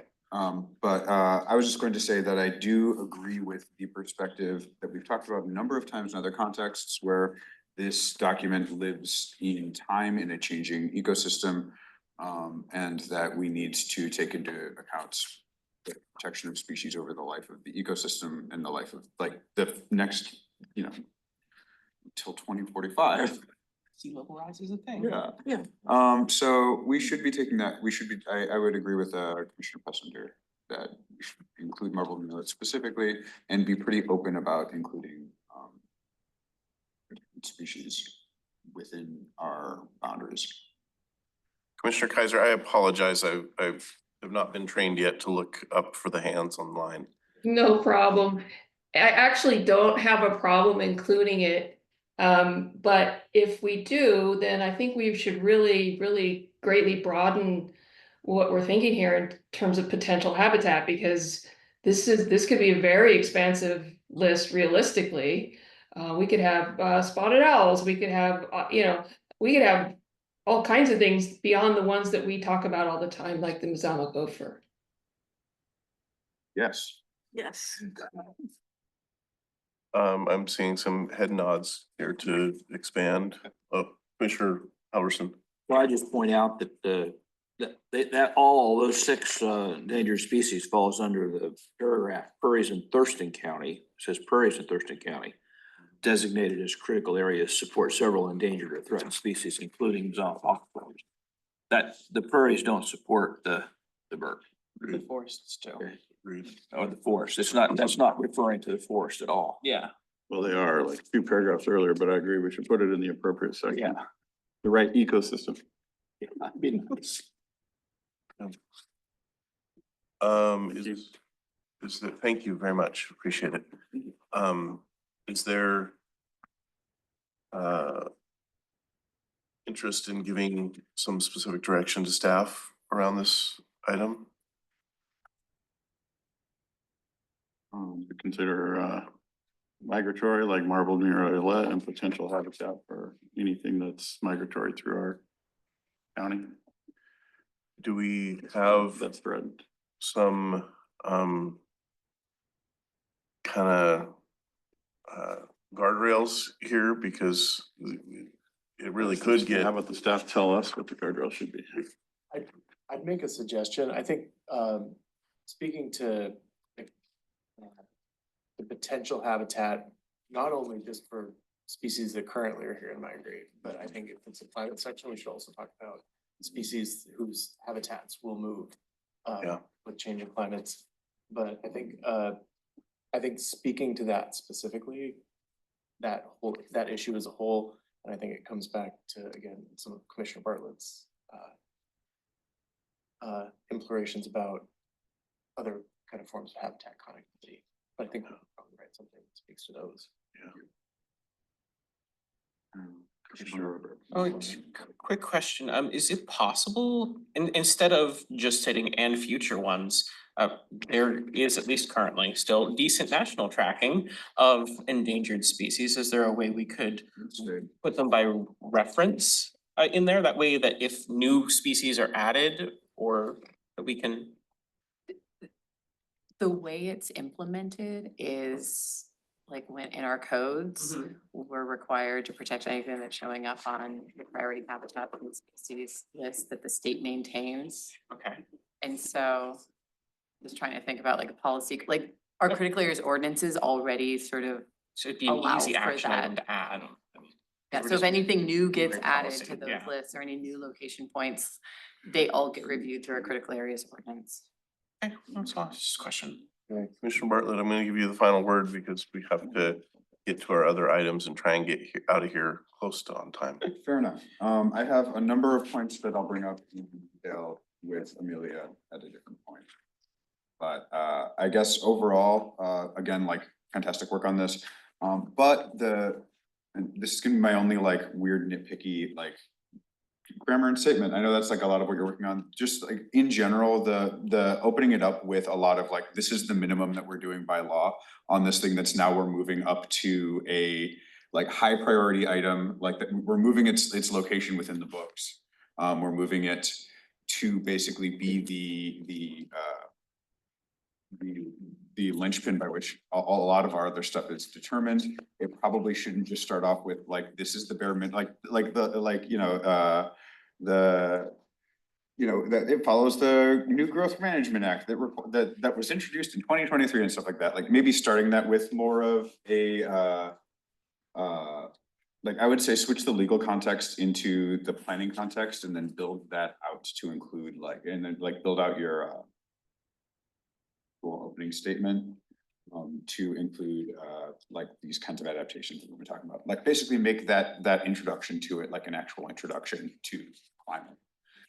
And to why we're talking about it beyond the legal minimum, like why it's a framing document. And I have some examples and I'll send them from other counties. How do you feel about that? Do we want to do a temperature check on that?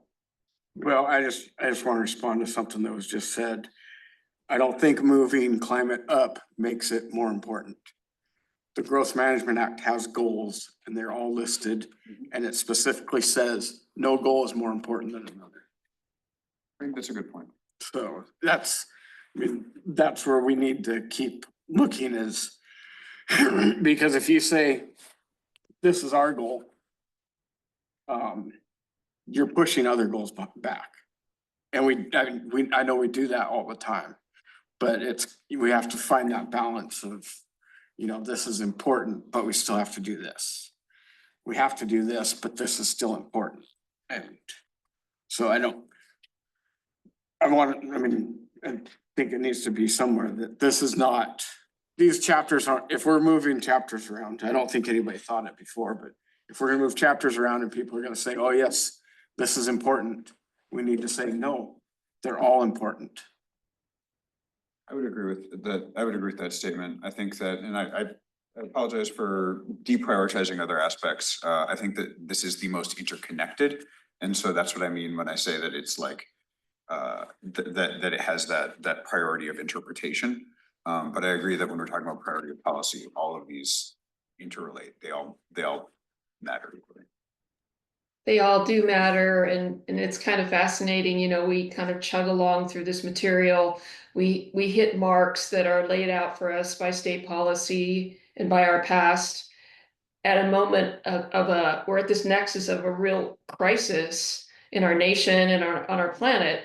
And we actually have an opportunity, I think, in this document to not only execute those steps and hit those marks, but actually reconceptualize everything a little bit in the sense of what is now, what is coming, and what may come. And the what may come is not necessarily something terrible, but we do probably need to be a little more expansive in the way that we're, and I'm talking to myself here too, you know, I knew there weren't merlettes, but who says there can't be?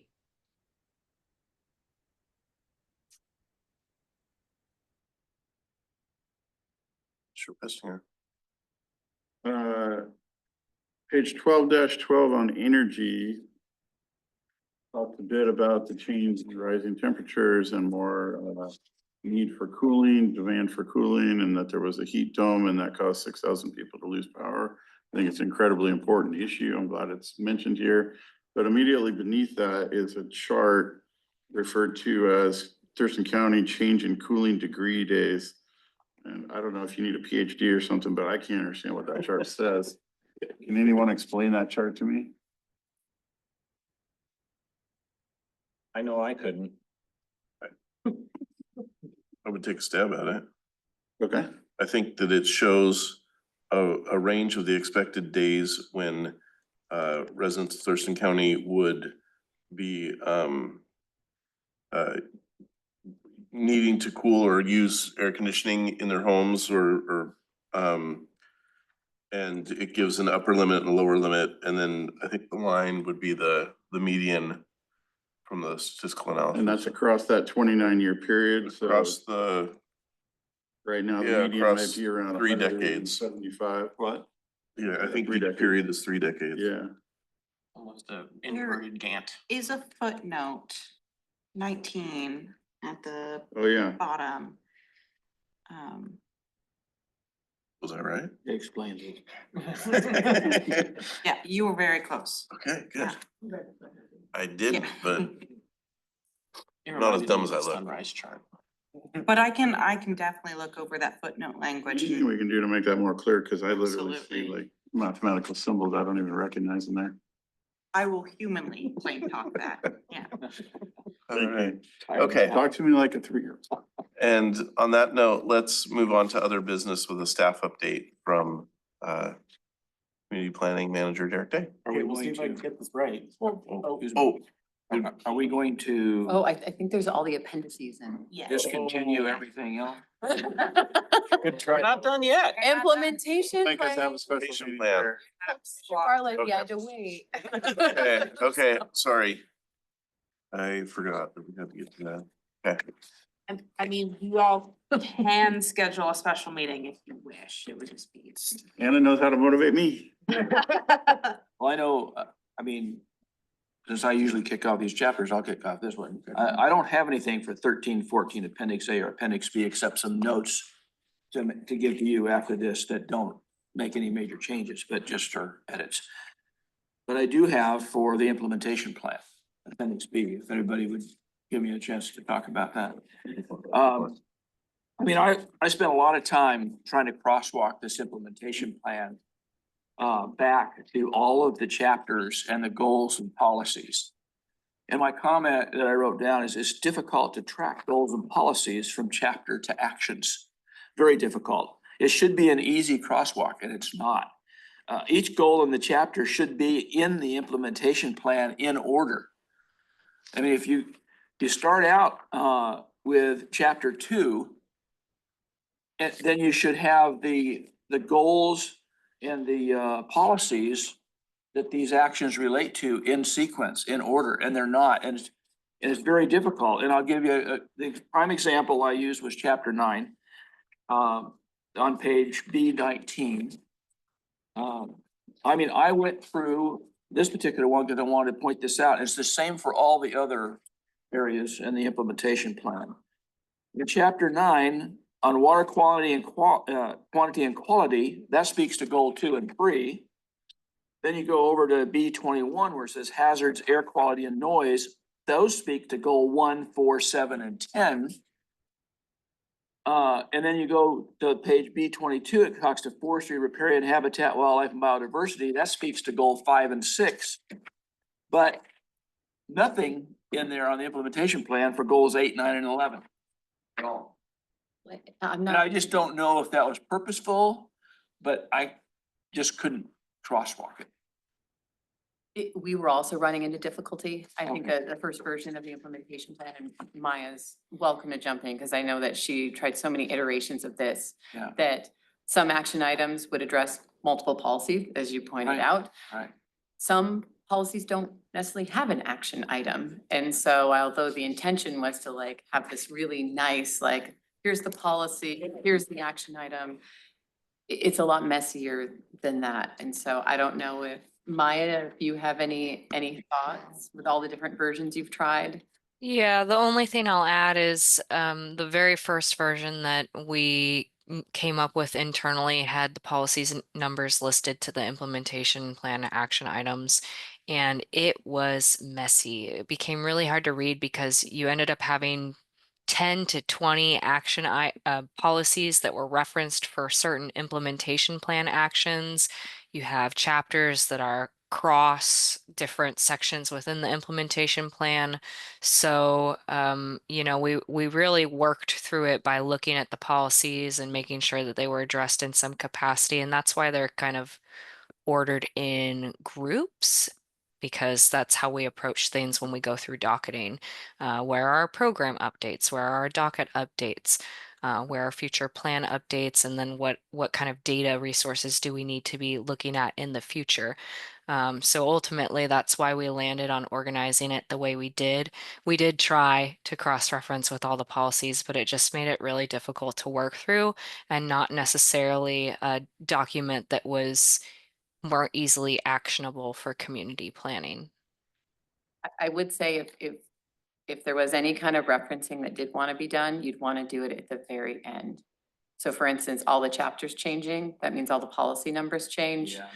And then all of those then have to be cross-referenced. So if there is any movement toward some kind of referencing in the implementation plan, it should be one of the last things that gets done. I agree. I mean, that's why I abstained from that vote on changing the chapters, because I know how much work it's gonna be. And I just don't know that if when you do all that work, there's gonna be a lot of errors as a result of that. I mean, I read this, every single word from front to back, as you know, Anna, and there is so much cross-referencing with chapters and policies and goals. I really don't know how they're gonna do it. I really don't. And my personal recommendation that when we had this last meeting on that vote was to not change the chapters for that very reason, because this sequence is how people identify this document currently. And it doesn't make sense just because we want to prioritize climate to put it in the front and then change every chapter after it. Yeah. It just doesn't make sense to me. That's my comment. But I really do, I appreciate the fact that you looked at the implementation plan and tried to crosswalk the policies and goals, but man, I really struggled with that. If I can just make a suggestion, what I think would be more useful going forward is instead of doing that within the actual appendix of the document, for community planning to think about how do we want to display that to the public? What does that look like if we have it online? Because there might be better tools that we can look at post-adoption of the comp plan where we're displaying that a little bit more easily for our public to digest. I mean, this is just a recommendation. When you have a policy in any of the chapters and you have a link on that policy to the action item in the implementation plan. Okay. So, I mean, that's what in my past life That's how we worked our action plans or our implementation plans on policies and goals. Is you have a link from the policy action or goal to the action to the implementation plan versus listing them in a kind of what I saw as a haphazard manner. It was very difficult to track. Just a recommendation to take a look at maybe, I don't know. But I really think the staff is gonna struggle with changing all this. And I encourage the commission to take another look at that, whether we want to do that or not. Commissioner Pistinger.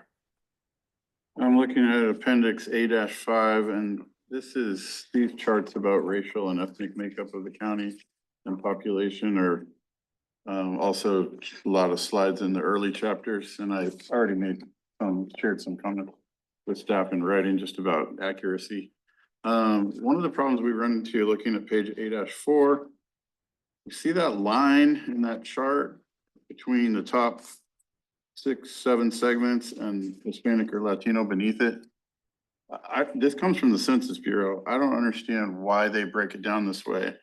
But if you look at the numbers, everything above the line adds up to 100%. Exactly 100%. And so Hispanic and Latino is somehow a subset of all of that. It's not separate, it's not in addition to, it's not 110%, right? So we made the mistake earlier of pulling those apart and putting Hispanic and Latino into a different grouping of like white only, black only, 2 races or more. And then we had mistaken data. So I would just encourage carefulness about that.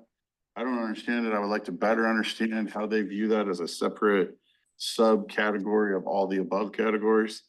But when you move over to appendix A5, the top chart on page A5, it lists the changes in population just in the last 5 years up until 2022. So from 2017 to 2022, it's a pretty dramatic change that's almost exclusively for 2 or more races. So the total change is 6%.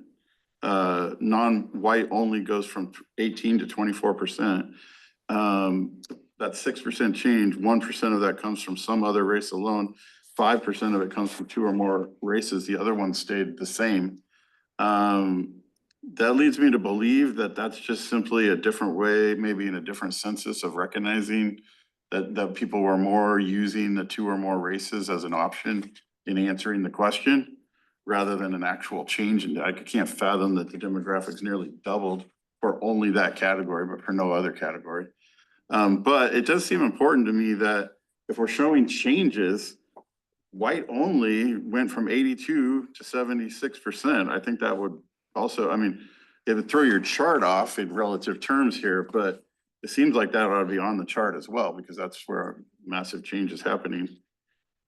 So just recommendation. Your comment on figure 1, it's separated out because Hispanic, Latino is an ethnicity, whereas the other groups are racial groups. I do agree that this is not a great chart, as far as visually doing that, but, that is the distinction there as to why it's separated out. And we can look at making a better graphic. We just have to be careful not to lump them together Yes. in other places, yeah. Thank you. That's helpful. I looked it up, the ACS, the American Community Survey, the part that collects that demographic information. It asks everyone regardless of race, whether they identify as Hispanic or Latino. That's why it's like that. It's probably worth noting too, as I'm sure all of you remember when we were getting census surveys in the mail, it was during the pandemic. So yet another data set that how truly does it reflect the status quo, given the fact that we were in the midst of a collective And an trauma. administration that was actively hostile towards immigrant populations, which might not have encouraged their participation. Additional comments on the appendices? I do just want to quickly share that we are working on integrating, we had already started working on integrating some of the TCMP things that we were hearing in public comment, and we'll continue to do that. And then a couple meetings ago, there was a specific action item referenced around RRI. So there's been some updates made to those action items to better reflect the direction of the Planning Commission at the previous meeting. Maya, did that include the stuff as late as our packet or have there been changes since our packet came out last week? To the RRI or to the TCMP action items? The RRI. I believe I had it in the memorandum of what was being addressed, and those were the two that I'm referencing. Yeah. 'Cause my question on that one would be in the RRI, where it was talking about, concrete being permitted use. Are we going to update that?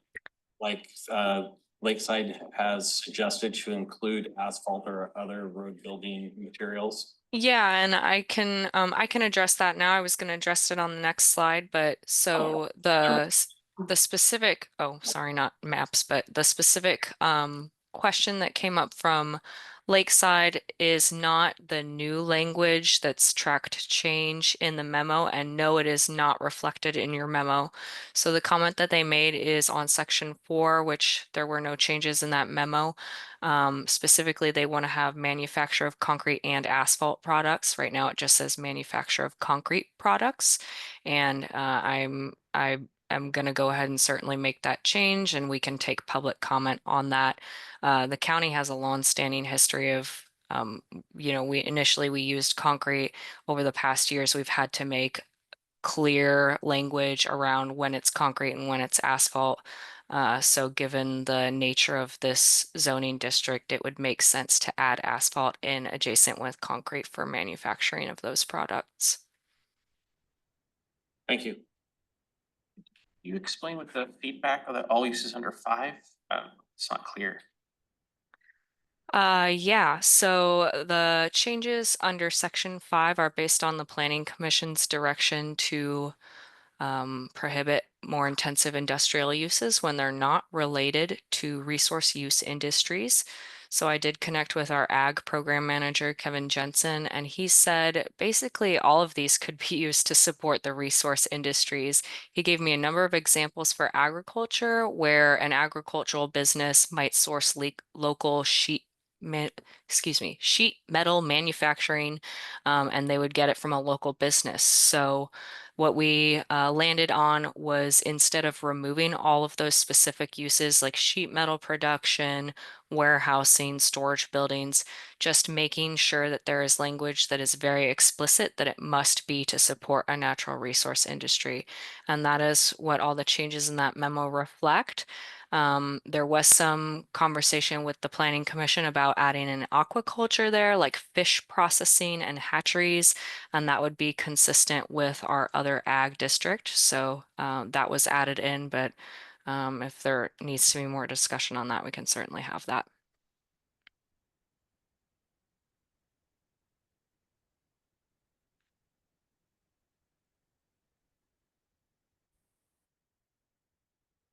Commissioner Burke.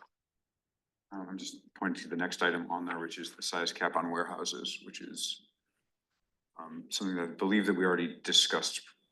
Just asking where we're at on that. Yes, the Planning Commission did ask us to look into that. I haven't had time to explore a size cap, so it's on the to-do list, but it probably won't be reflected in a Planning Commission hearing draft. I can work on that and come up with some recommendations after the hearing if that's something you'd like to explore in this version, or it can be an action item for the implementation plan, whichever direction we go. But I should have more time over the next month, so.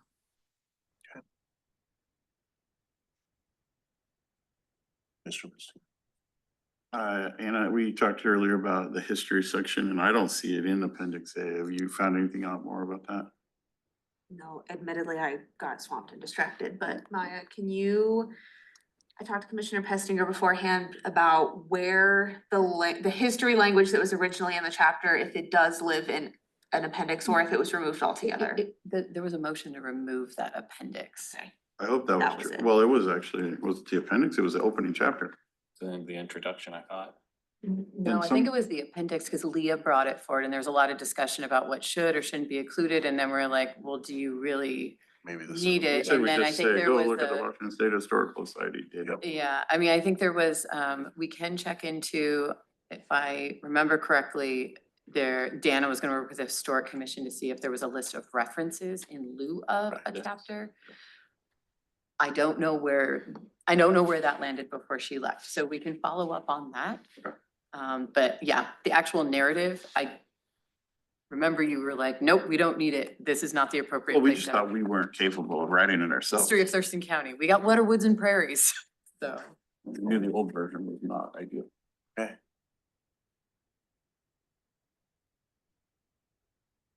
That's Draft, draft SEIS, so still accepting comments on that. I think what I can do is at the April meeting, I can bring back a summary of the comments that we received. And we can talk about it then. Yes, Commissioner This Mr. is about earlier sections. Just quickly, I had submitted on Friday to staff a number of comments. Mostly they were just spelling, grammatical, whatever, but there were a couple. I just would question staff if any of those were you uncomfortable with, or would you like the planning commission to discuss? Or you were comfortable with all of them? They were fine. Thank you for that. That was perfect. All right, now to other business staff update. Planning Right. Manager Derek Day. Well, the community planning manager has been onboarded and is working to get up to speed. As far as other staff, we are finalizing recruitment for water resources specialists and a new compliance supervisor. We have 2 open associate planner positions right now for our group. One of them is actually in current planning. One of them is a kind of a new hybrid position we're trying out. So Leah Davis's old position, having that be a hybrid current planner that focuses on sort of housing and economic development initiatives, sort of adds a little capacity to the current planning side, as well as doing sort of regional planning, so annexations, rezones, working on projects where we're interfacing with the jurisdictions or TRP. The joint planning? I'll let the person at the table who's taking on joint planning announce. Joint planning. Are you? Yes. Doesn't sound as excited as I thought you were. No, I mean, I'm taking the joint planning and the joint code. I'm excited to have an opportunity to interface with all the different jurisdictions and try and think of ways to more creatively approach the way we've done joint planning and our joint code updates and such. And so, oh no. We're excited. Well, code is next in our lineup, right? Since all the joint plans are. Yes, we've got code on the docket right now, all 3 UGA codes, and then we'll also have to integrate the middle housing updates once the cities finish that, but that will be a 2026 item, most likely, finishing by mid-2026. But not Grand Mountain UGA or Squally sub-area. Those things come later. So Nisqually, which Amelia is now leading, with Brian's shift in the department, it's really their timeline rather than ours. That's a community-led plan, and so I can speak more to it, but I think it would not serve the community well for us to pick an arbitrary deadline and say this needs to be done by this date, rather than just being present, building relationships and moving on their timeline. But I don't know if you have more to share with, you've been attending your meetings and. Yeah, it's been made pretty clear to us, and it's also one of our goals, that the community built a community-oriented plan. They expect it to be updated as a community-oriented plan again. We are preparing for focus groups to begin this summer. So outreach, we've already had stuff on the website for months. I haven't received anybody yet, but we will. We're starting social media posts. Hopefully next week they'll be going out. We've been talking about it at the Nisqually River Council. I've been speaking with the Billy Frame Jr. Wildlife Refuge, trying to match up with their timeline because they are updating their strategic plan. However, they are federal, things are changing. We'll figure that out. And so, yeah, it's, and of course, you know, the general public isn't all with the River Council and the Wildlife Refuge. So we've been just trying to be like, okay, hey, we're here. This is coming. When can you guys join us at the table? So right now we're setting the table. hoping desperately they come. But it was the community that requested to docket it. If they don't come to the table or want to see change, then we're not going to update it. When you say they, who's the lead of they? I don't know who, I know that the history of it getting docketed had a lot to do with some development that happened in the sub area a few years back. And so I think there was a concern that the sub area plan was not serving the community in the way they thought it was. The conversations I've been involved in, I'm not sure, like, it's like, what are we updating it for? Like, it's one of the most successful plans in terms of what that vision was that they created and what the sub area plan looks like today. So I think what I've heard, the update should really focus on our climate resiliency.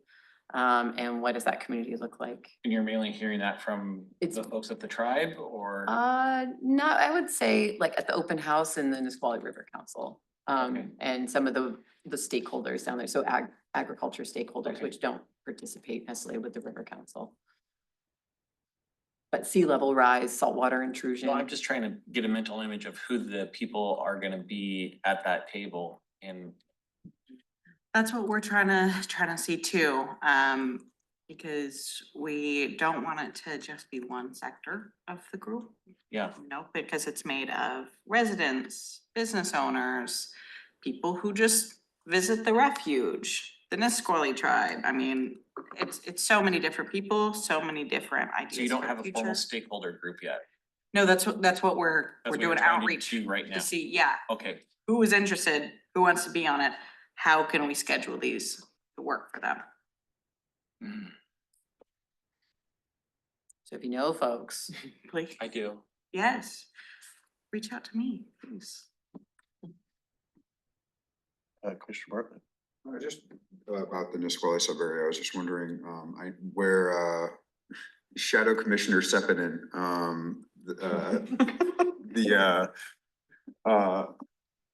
the comment that she was making about housing displacement and a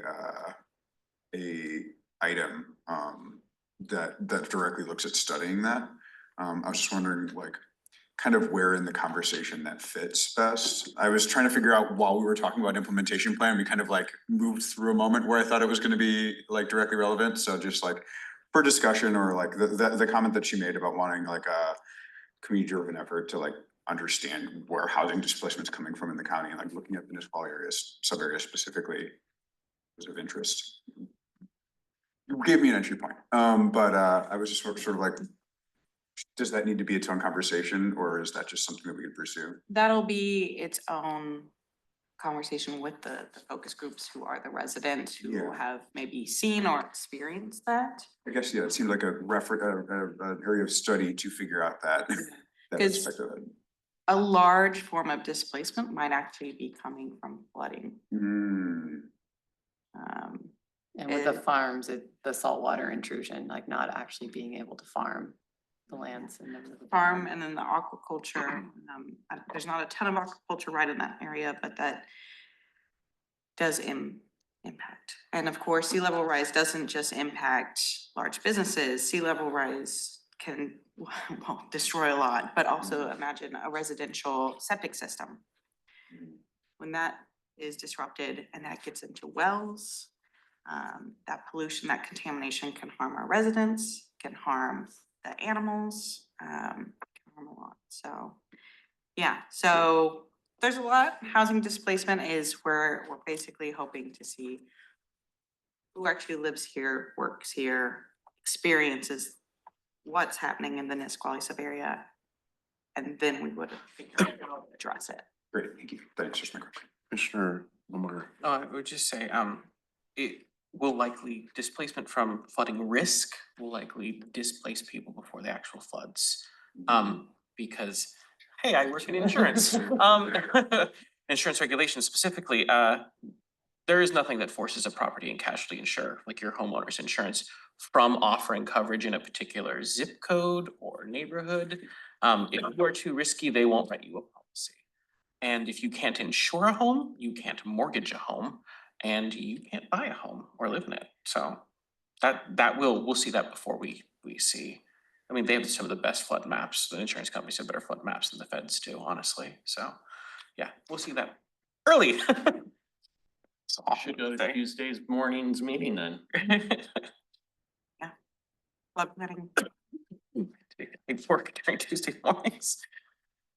You can also submit comments online at any time, any day Or of the week. I would say like insurance is this piece that I don't think we really talk about in planning a lot, but it might be worth What might be Follow-up. useful to bring in is the Washington County Fair Plan. It's only 2 employees. It's a public-private partnership, but they are the insurer of last resort for property in Washington State.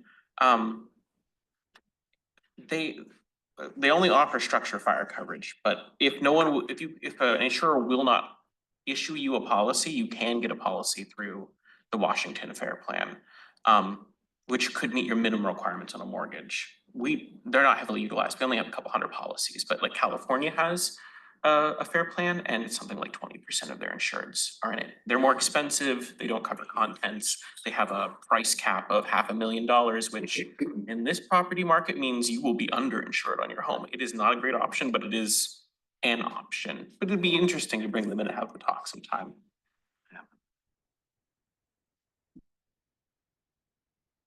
But I think I've accidentally distracted with flood plan and this. We're gonna get out of here. Yeah. Next up is calendar with agenda items on April 2nd. Commissioner Vice Chair Baumgartner, I'm going to be in Vancouver, British Columbia. And Trial by fire here. I can likely join by Zoom, but I think it would be hard to run the meeting on Zoom. I will muddle through it. It's fine. And just grant me a little grace. We've got some experienced folks sitting at that end of the table, so maybe put them right next to you. You can be acting vice chair. Scott's done it more than anyone. Oh. He pointed you out. Everyone's like. And so will we have a quorum on April 2nd? Everybody think they can be here? I should be here. Terrific. And then April 16th, work session number 2. Oh, okay. Do we have any known absences on that? Okay, terrific. Well, then, item number 8 for the good of the order. And item number 9, adjourn. Motion on that. No motion needed. We're more than a half hour over. We can see.